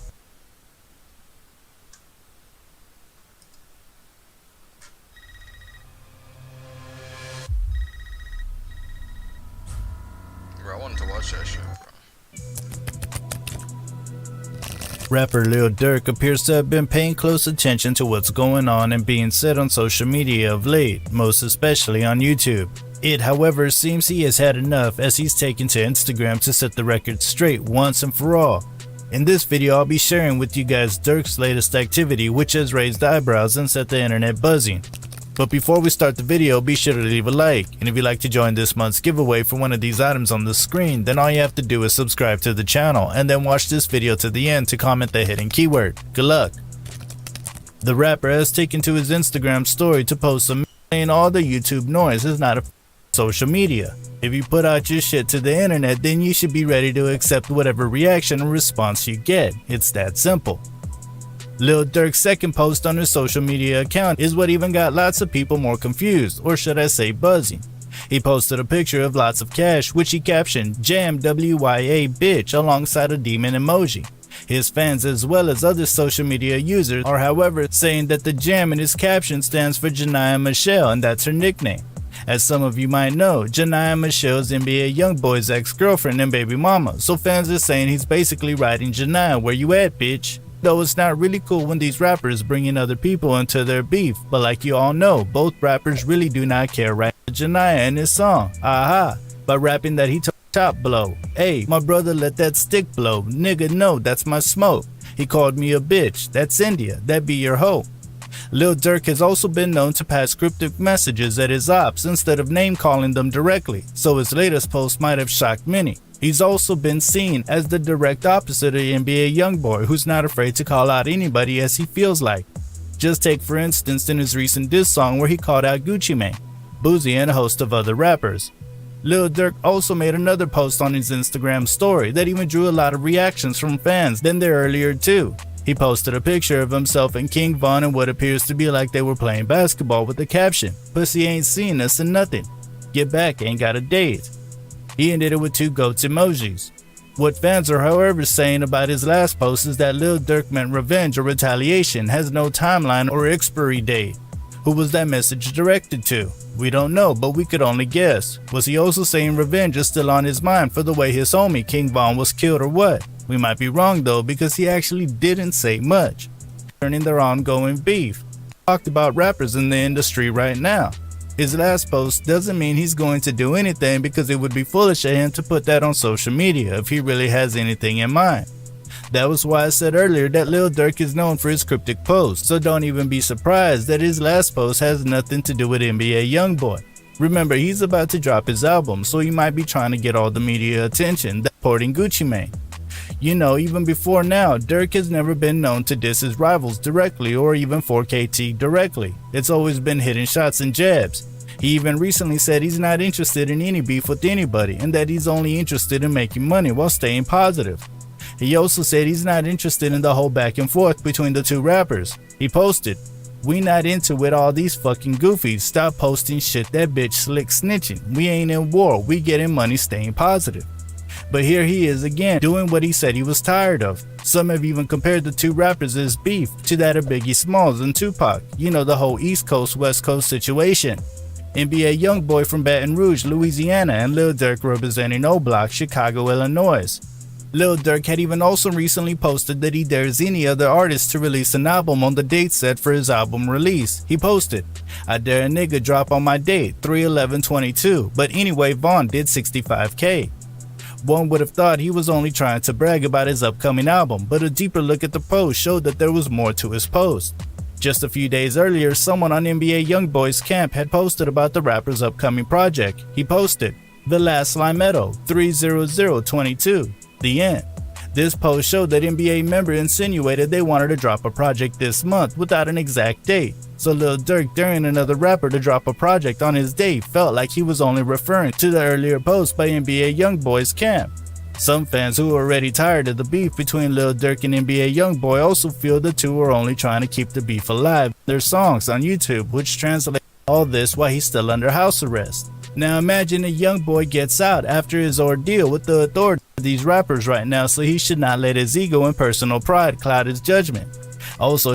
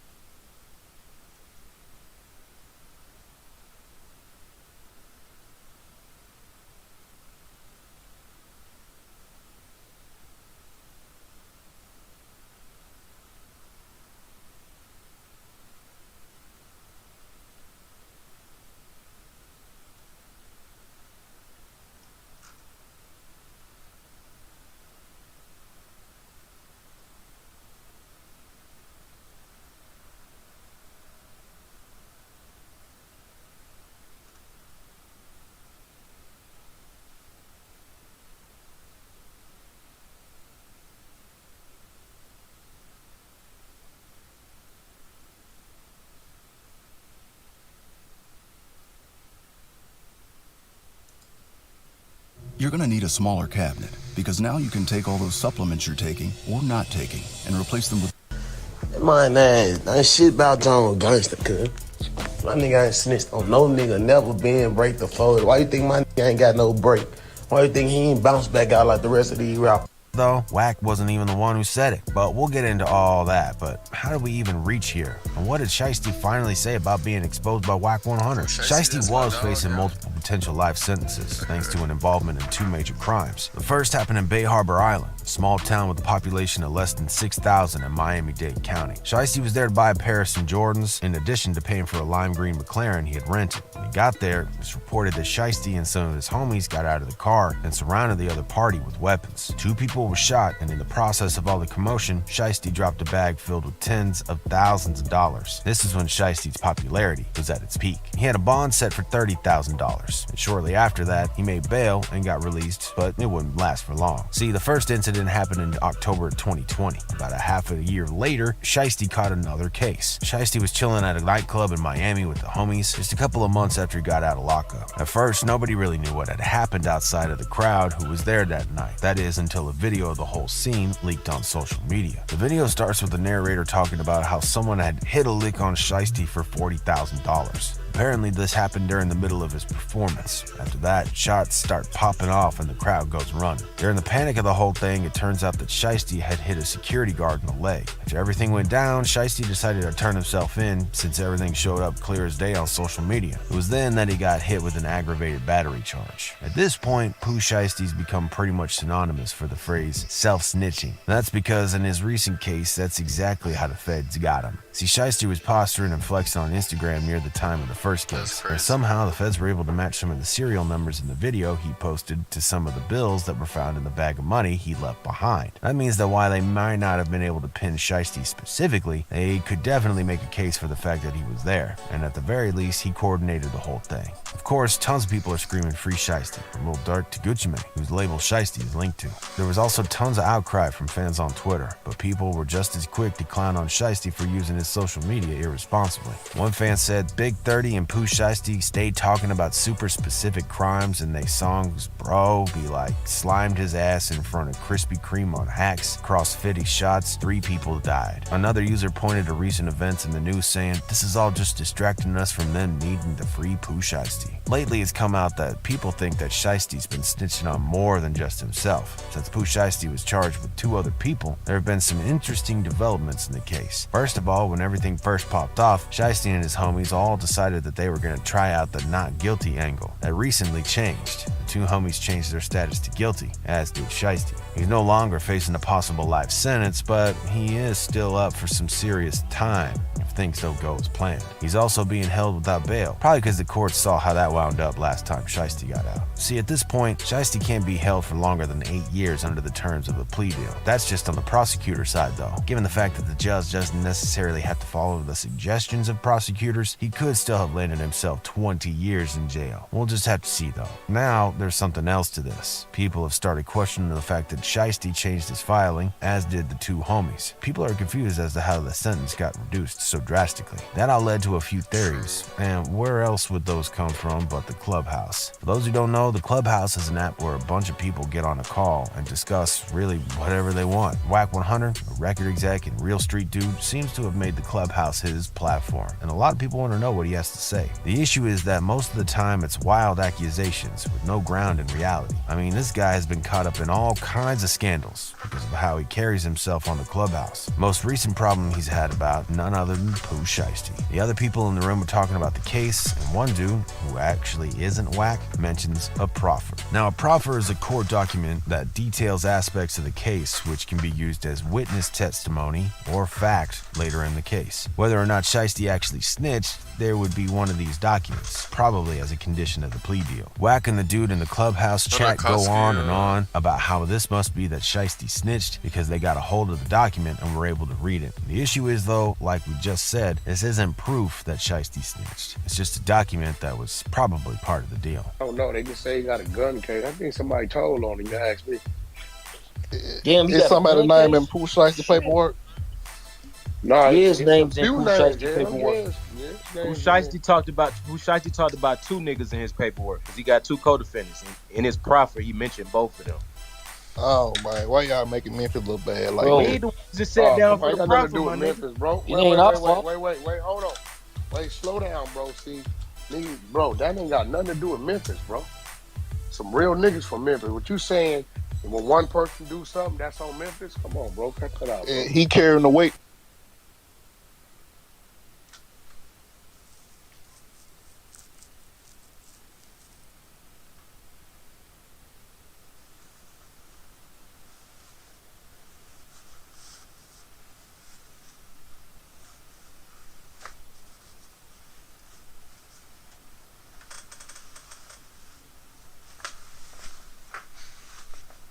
Ain't no fucking way, bro. After the Dr. Dre thing, that's crazy.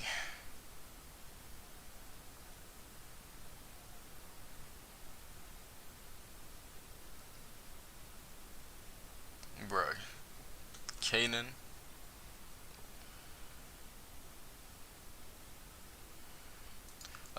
You know what? Let me see. You started with yoga for beginners, but now you've moved into advanced inversions. Unlock. Old school rappers talking about Eminem. For the start of the video, make sure to leave a like, and if you want to see more, boy, 50 Cent. Following his Hollywood Walk of Fame ceremony, the 44-year-old power star stopped by Jimmy Kimmel Live and opened up about having his longtime friends Eminem and Dr. Dre speak at his ceremony. Together. Speaking of friends, two of your good friends, Dr. Dre was there today. Right. Eminem was there today. Did you call them and ask them to come? Well, I called him first, asked him to come, and then Dre found out that, and was like, well, why didn't he ask me to come? And I was like, I was gonna call you. When asked if he's ever had beef with Eminem, he said this. Any kind of an issue with Eminem? No, never with him. Never with him, yeah. Because he's done everything for me. Yeah. And there, Dre is like to him what he is to That's me. right, yeah, right, yeah. Akon. Back in 2006, Akon recruited Eminem for Smack That, the first single from his sophomore album, Convicted. In a recent interview with Hot 97's Ebro in the Morning, Akon provided a look into Eminem's studio regimen during their time recording.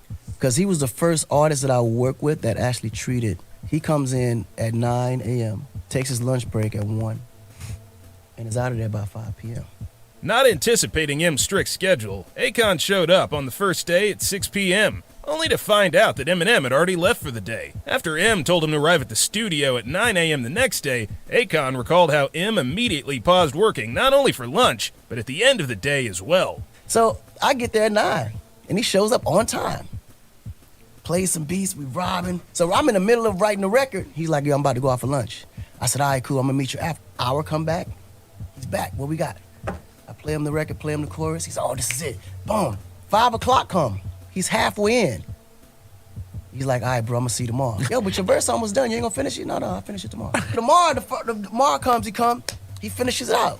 He tried to convince Eminem to stay and finish the verse, not to lose the vibe, but M had some wisdom to share with Akon. And I asked him, I was like, yo, what's up with the work ethic? He said, nah, man, it's just, I treat it like a real job. I don't make it no more than what it's supposed to be. I don't allow it to stress me out. It made Akon think about his own working style. Man, you know what? He's right. Yeah. Because sometimes I'll be in the studio 3-4 days, don't come out. Man, that makes a lot of sense because ain't nothing gonna change between today and tomorrow. The Game. In 2011, The Game made headlines when he dropped Uncle Otis a lyrical call-out session, on which The Game poked fun at everyone from Jay-Z to Big Sean and 50 Cent. When it comes to hip-hop disses, Game isn't gun-shy, but there is one MC he would never throw shots at. Another question, Game, what do you think of recovery? This didn't age well. I love it. Yeah. M's back? Eminem is Eminem. If you notice in hip-hop, Eminem is the only rapper that nobody ever wants a problem with, including myself, man. Eminem is like the most lyrically insane. Even when I was going at 50 and me and Dre wasn't seeing eye to eye, man, I stayed away from the white dude, because he a problem. You know what I'm saying? I understand it. You know what I'm saying? Like Eminem, I don't think it's a rapper he won't slay. And you don't even want a war with Eminem. He crazy. He was talking about how he was going to pick fights. If he were to come at you with like a industry beat, what would you have done? Run. Yeah, Eminem is, you don't understand. Personally don't. You've been around a long time. Why don't you have him in your top 10? Because there's some niggas in the 80s that he can't f with. Not only did he discredit M's talents, but he also attributed his success to Dr. Dre, who discovered and mentored the Detroit rapper early in his 20-year career. But the game feels like he's top 10 with it, but that's just because he's with Dr. Dre, and Dr. Dre helped him find the best Eminem that he could find. Fat Joe. During the Bronx Natives Instagram live show, The Fat Joe, with special guest Big Sean, Joe explained that M called him up last week to talk him out of rap retirement. Top 5 favorite rappers of Biggie, Eminem, Kanye, Wayne, and 5. I mean, I got so many more. Jay, wait. 5. Yeah, so those 5. Biggie, Eminem, Kanye, Weezy, Kanye. Oh, you defied the odds, and I think that's a true testament of your character. And I know that's why Eminem is such a big fan of you too, because I talked to Eminem and he said that you were one of his favorites.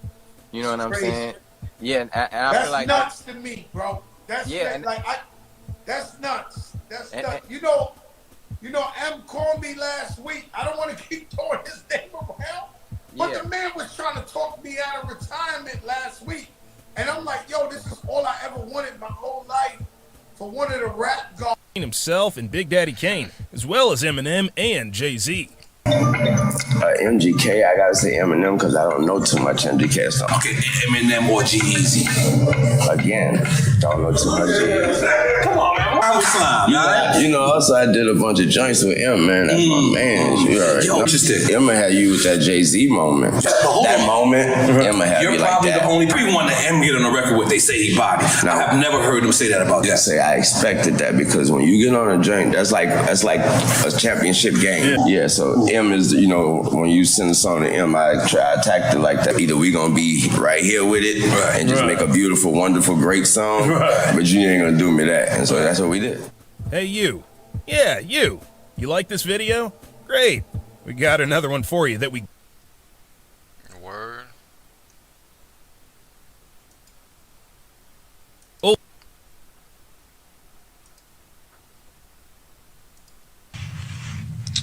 In my career, just in my life, because he's a guy that...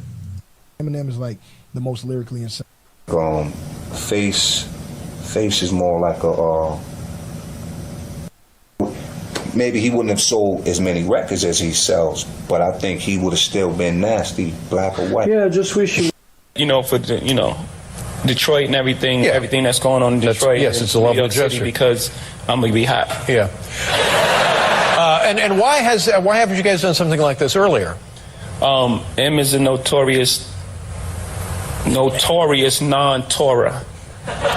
Notorious non-Torah. Oh, that's a little bit of wordplay, isn't it?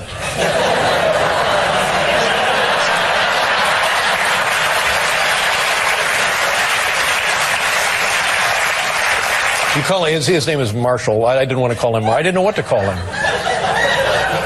Yeah, but we call him M. I know. But what should I have called him? Anything? M.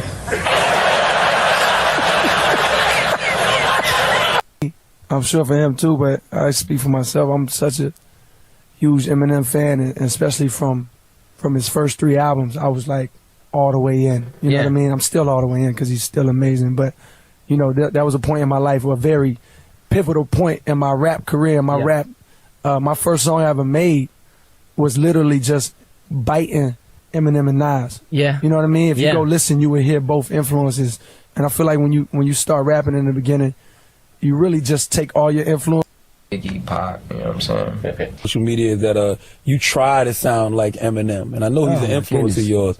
Is that a compliment or an insult? Because no rapper wants to be considered an imitator. Yeah, I take it as a compliment because I'm a student of the game first before I jump to any type of booth. You know what I'm saying?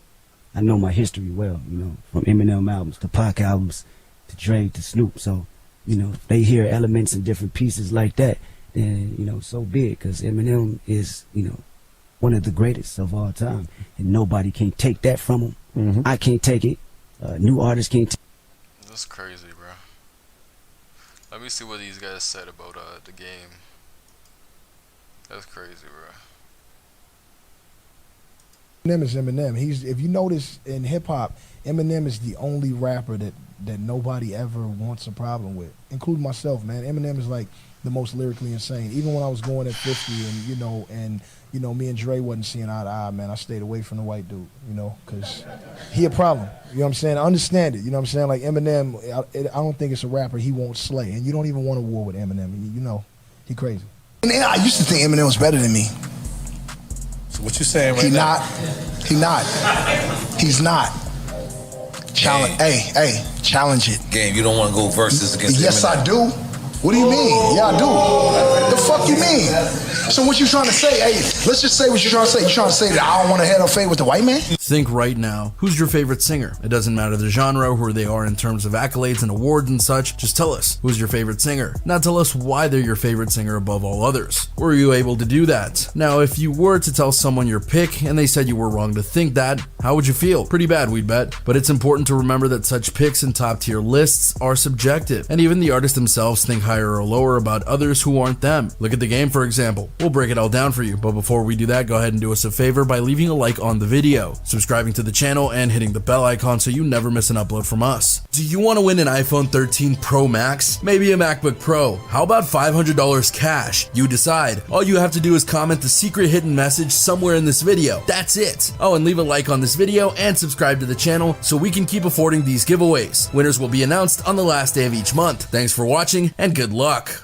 And with that being said, let's get straight into the video. The game over Eminem? The game has thrown down the gauntlet, claiming he's a better rapper than Eminem, and he said he would happily go up against him in a versus battle. The Compton rapper is the latest artist to appear as a guest on NORE and DJ EFN's popular Drink Champs podcast. During the chat, the game talked about how he wasn't a fan of Eminem busting out of the courthouse building during his Super Bowl performance alongside Dr. Dre, Snoop Dogg, Mary J. Blige, Kendrick Lamar, and 50 Cent. He then added that he feels he's a better rapper than Eminem, even though he used to think otherwise. I like Eminem. He's one of the good MCs. Great MCs, Game said. I used to think Eminem was better than me, he admitted. Game was then asked how he feels now, to which he replied, He's not. Challenge it. NORE then told Game he doesn't want to go versus against Eminem, but Game disagreed. Yeah, I do, he confidently stated. It should be noted that last year, the Game said that Eminem was one of the best ever, and even put him in a top 10 list of those he thought was the best. So clearly something changed to make him feel this way, wouldn't you say? Naturally, a lot of people had thoughts on this, so the Game decided to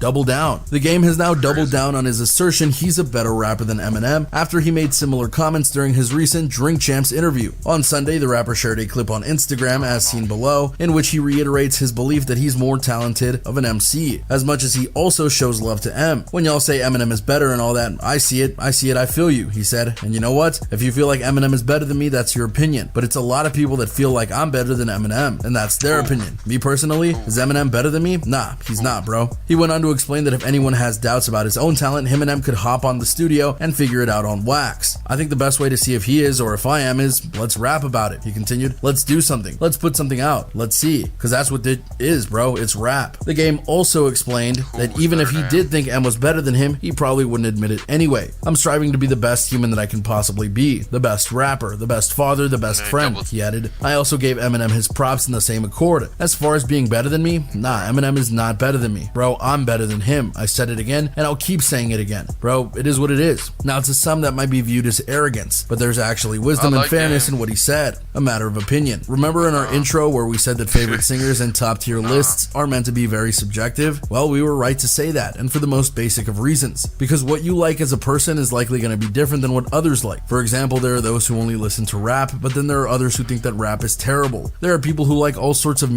to claim as West and considered him a hero in many ways, but then he said he's the guy he wants to surpass, and then he did just that, much to the chagrin of Kanye in various ways. Plus, the Game has been around for a while, so he should know that Eminem is potentially better than him in most metrics, but if he doesn't acknowledge that in a way that goes beyond respect, then that's a problem. Versus match? The other thing that shows a bit of arrogance here in regards to the Game's call out is that he's willing to go up against Eminem in a versus match. One of the people on the podcast he was on with told him he didn't want to do that, and for good reason. Eminem grew grew up in the underground rap scene, and that meant constantly doing rap battles, 1v1 and leaving it all on the table. That even made it into 8 Mile, his semi-autobiographical movie that even rappers admit were some of the best rap/diss tracks ever done. And not all the people rapping were real rappers. Hi there, Anthony Mackie. Eminem lives for things like that, and he's gone freestyle on people multiple times and left them buried. Can you say the same for the game? We didn't think so. Granted, we don't know if Eminem would even want to do this, but we wouldn't put it past him to say yes and put this to bed. Snoop Dogg. Now, we will go and throw the game a bone here, because he's not the first person to say that Eminem, even with all his success and accolades, is better than him. I'm gonna say it. Snoop Dogg's overrated. His lyric speed.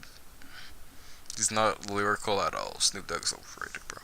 Or even the best around. Who else said that? Let's rewind 1 year and talk about Snoop Dogg. Speaking to the Breakfast Club, Snoop began by recalling Dr. Dre's rise from NWA to co-founding Death Row Records and becoming the dopest producer in history. And there's no doubt that he is right in that regard. Dr. Dre is a legend in all the ways that matter, from making music and songs to dope albums, and of course his headphones that made him super rich. He's done it all in the right way with only a few missteps on his journey. Snoop then went on to praise Dre for successfully discovering rap talent across the US. Snoop cited Eminem as an example of an artist who had their career launched by Dre. Eminem, the great white hope. White rappers had zero respect in rap. Let's keep that one though. Wow, Snoop said. Dre has probably put Eminem in the position where he would be considered one of the top 10 rappers ever. I don't think so, but the game feels like that he's top 10 lyricist and all that comes with it. That's just because he's with Dr. Dre, and Dr. Dre helped him find the best Eminem that he could find. Now on the surface that may seem like a major diss on Eminem, especially since Eminem has made songs without Dr. Dre that were #1 hits, along with albums that were mega hits. However, there is some truth to his words. In fact, even Eminem would go on to note after this that Snoop was right about the subject in various ways. However, Snoop didn't stop there. Snoop doubles down. Don't forget the original question that was posed to Snoop was that about his top 10 and where everyone ranked on it. So if Eminem is not in the top 10 of the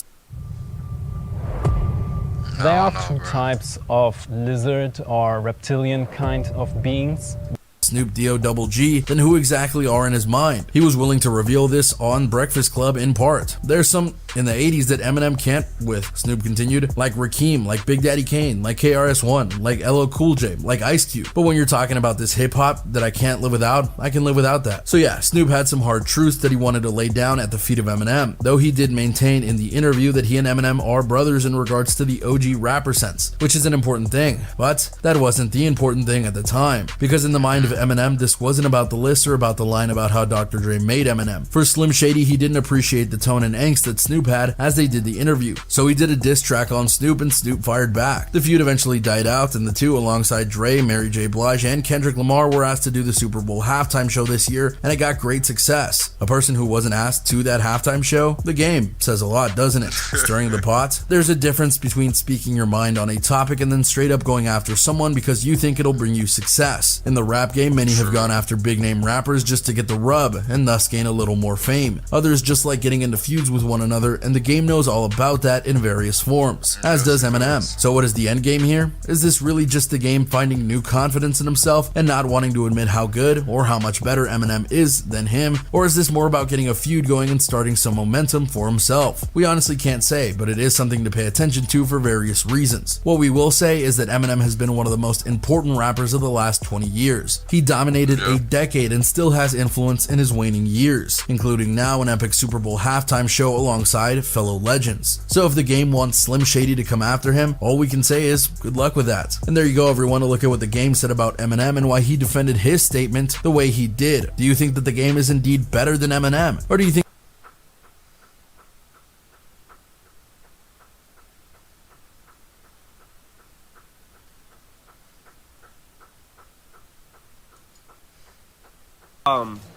if you have an emergency, it cannot be with an urgency. And if it is with an urgency and you're rushed to emergency surgery, you cannot be burned in 3rd degree. At all. No. At all. And if you're gonna murder me, it cannot be like you never heard of me. You gotta know him. It's you have to know me. You can go to surgery for a burn, but it just can't be 3rd degree. Yeah, you could still go. If it's a 2nd degree burn, Okay. you can be rushed to emergency surgery, but there can be no urgency. Absolutely not. No urgency. Absolutely You not. cannot be a mobster and eat lobster. At all. If You you're a gotta be mobster, allergic. if you are a mobster, you stay Eminem is a away character. from lobster. And for anybody that want to start a war and you want to drop a bomb, it cannot be on Vietnam. No, Vietnam is already over. You can't drop bombs. You cannot drop a bomb like Vietnam. You can't drop a bomb like anything. Yeah. No more bomb dropping. If it's going to be a missile, it cannot be a Scud missile. No. Cannot be a Scud missile. If you're going to freestyle, it cannot be till you're senile. So you can freestyle, that's fine. But do not do it until you're senile. Just before you're about to push to the point of senility. Yes. You cannot die hard. You cannot die hard like Bruce Willis. No more. Your poems, No more. Your Nope. poems can't be popular. They can't be popular. It can't be off of the dome. If it's off of the dome, it cannot be a popular poem. Nobody can know the poem. Okay, no more off the top of the head, off the top of the dome, off the cerebellum. None of that shit, no more. No more. Now, if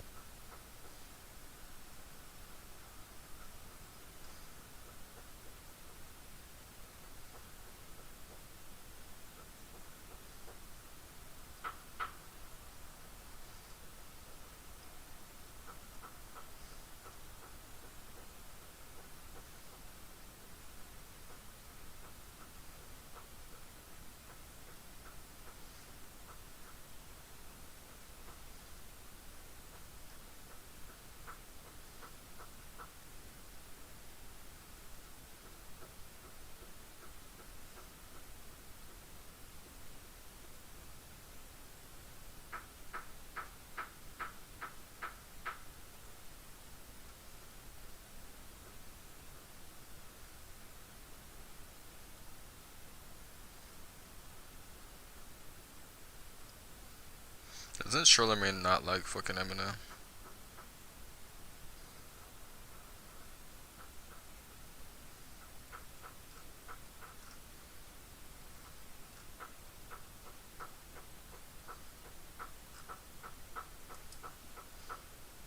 You started a podcast in the morning, and you're going to finish it on your afternoon walk. Stay in the loop, even when you're offline. Try YouTube Premium on us. I just want a low-cost solution to invest the way I like. With RBC Investees, get smart, automated online investing and start with as little as $100. Invest without compromise or high fees. RBC Invest. I say, young money to the young boy dying out. You hear me crying out. You white diaper, liable to you while I snipe you. So don't forget to vote me. It's what an appropriate way to start off his day. He made it smart off the Dre. He may be hard to contain cause his rage is so hard to gauge. See Hannibal ate his face and met Jason North off his leg. Amazing hard on for raises and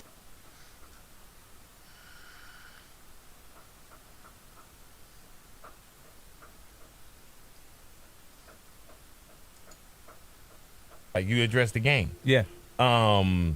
Why did this come back up in 50? Because you know, of course, it was game first to decide to go left, and he had help.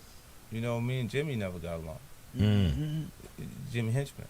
Oh, okay, I got you. You see what I'm saying? He was managing him at the time, so it helped him go left. You see what I'm saying? That the person that the people surrounding you, big, if they are encouraging you to stay in pocket, it's easier for you to be in place longer than if, you know, I think when you're dealing with systems, when the communications break, it's pretty difficult for you to feel like there's work being done, you know, because it's so much, the artist has to rely so much on the material to be involved for it to fall apart. Like even within sobriety, 30 days would be a threshold that they say. Someone who already had those intentions. So that's cool. I get writer of the year that year for it. You know what I mean? What the federal building is, coming outside more now. But if you see the nigga outside and you a real hood nigga like me, and you feel like doing your GU not shit, whooping his ass, don't do it, man. Do not do it, man. Cause the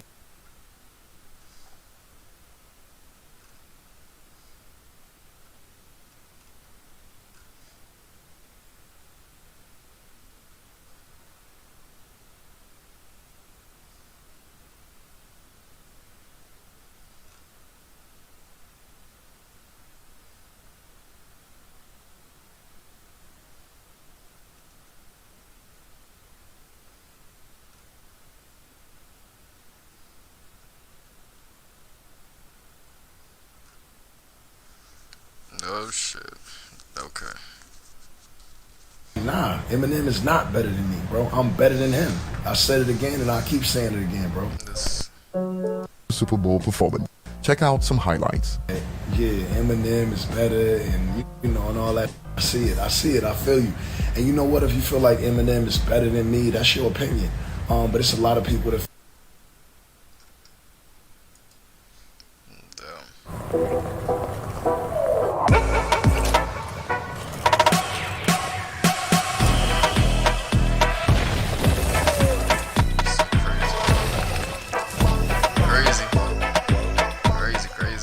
What's going on? It's Asia Sky from DX Daily Podcast, and the game recently. Eminem.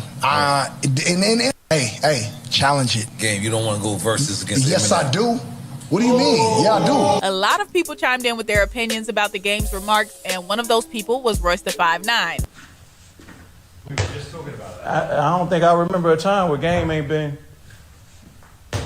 top tier. Royce and producer Mike Zombie hopped on Instagram Live recently, and they discussed the game's claims. Mike Zombie actually has been working with the game on his forthcoming album, and he stated that the game is rapping at a very, very high level. All right, cool. So what you were saying about game now? You at Game Studio now? Every day, man. I ain't gonna lie, man. He's rapping at a very, very high level. He got something to prove. Niggas is counting him out. He got shit to prove. He rapping like other niggas. He in that bag, bro. Yeah. I feel like, well, he just tweeted. I don't know if you've seen it yet, but he was like, if niggas pull up to the studio, he got a 16 ready or whatever they want to do. Who is he talking about? Him. Shit. Whenever anybody mention M name, they kind of like they make it a headline and shit like that. But I personally, when I seen it, I just feel like every MC should feel like that. You know what I'm saying? Exactly, and that's why people don't. And you know what? Somebody said it to me earlier. It was like, you know what I mean? That's crazy. I don't know.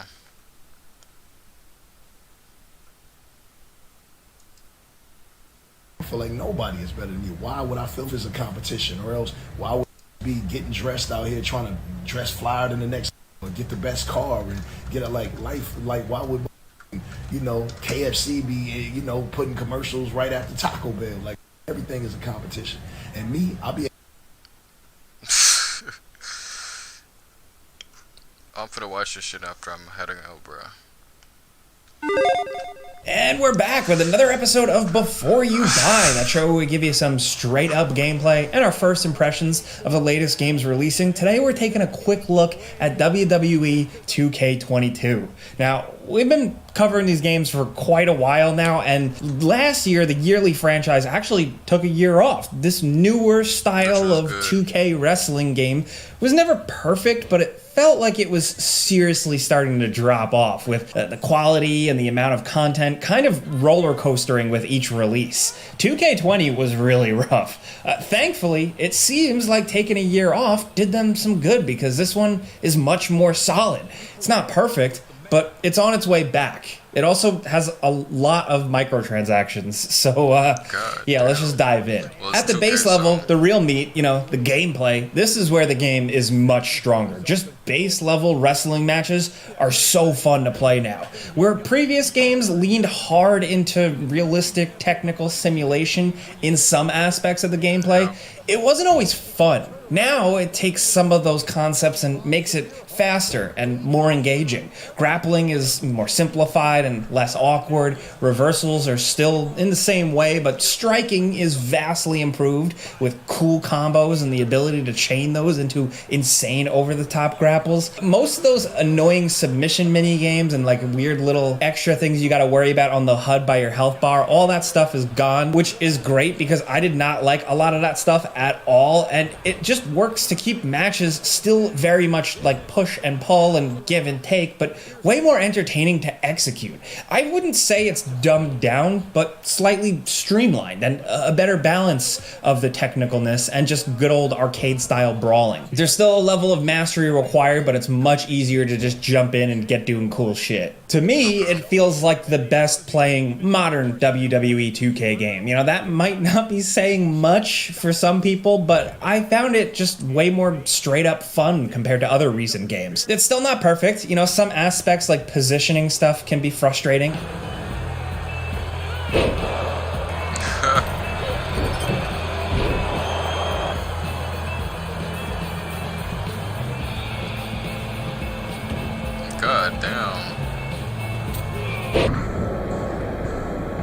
There's some clipping sometimes with some weird glitchiness, but overall, the raw gameplay is the best part of the game. Then, of course, there's all the modes, all the content. Now, we don't have time to get into all of them too deeply, but it's notable to point out that GM mode is back in. It's called My GM. It's been a while. This lets you kind of manage out a whole WWE campaign by picking a character, forming a roster, organizing fights and lineups and rivalries and marketing. And it might be cool if you're a big wrestling nerd. I don't know how much depth it really has for longevity, but it's there if you want it. Then there's also Showcase mode. This time around, it's focusing on the complete career history of Rey Mysterio.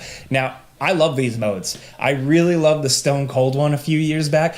Showcase mode is like a sequence of matches based on real matches throughout wrestling history that are broken up with documentary-style clips, with Rey Mysterio actually narrating the whole thing and talking you through his career. The way it flips between gameplay and classic wrestling footage, just straight up, for me, never gets old. And the curated matches are fun. The only problem is that this time around, it really focuses on like wanting you to do exact specific moves and positions to progress, and it kind of breaks the flow a little bit sometimes, because sometimes that stuff is tricky or finicky to pull off. But still, Showcase mode, even just as a concept, continues to be pretty awesome for me personally. I've kind of found myself, like, even with a lot of these games having problems, always just looking forward to seeing who they're going to highlight in the next Showcase mode. Also, My Rise is here again as kind of like a career progression story mode with cutscenes and decisions to make, a morality system and customization, and it's way less cringeworthy than it has been in the past, but it's still not great. There are now separate career paths for both male and female fighters, which is really cool, and the character creator is once again here to make whatever weird character you want. It's not quite as deep as I was hoping, and loading in the items takes way too long and kills the fun a little bit, but yeah. Still, the ability to create a bunch of stuff, more than just your character, is nice. You can spend a lot of time in all that, and once again, if you're into it, it's mostly worth it. Now, that My Rise mode itself, like I said, is really for die-hard WWE fans who just love the whole, I don't know, corporation or whatever. Get bruised, will like sometimes shift for more cinematic views.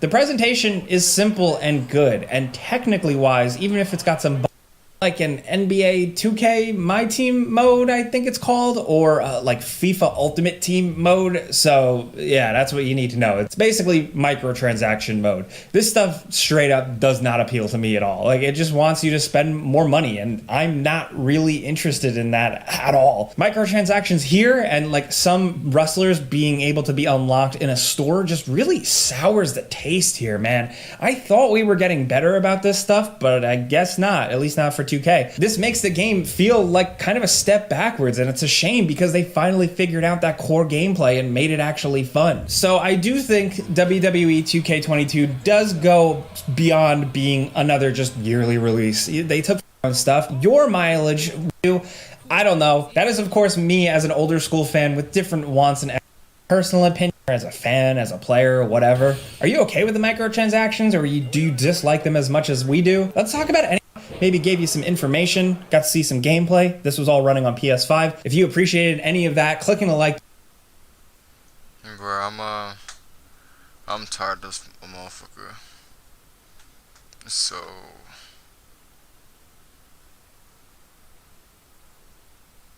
you know what? I don't know, but yeah, I'm tired, bro. I'm gonna probably go to sleep, bro. I appreciate the love and support from you guys, like always. Trey Too Breezy, man, out. Man, I'm actually tired as fuck, man. Tired and hungry as fuck. I have nothing to do either, you know what I'm saying? So, it's what it is. See y'all later.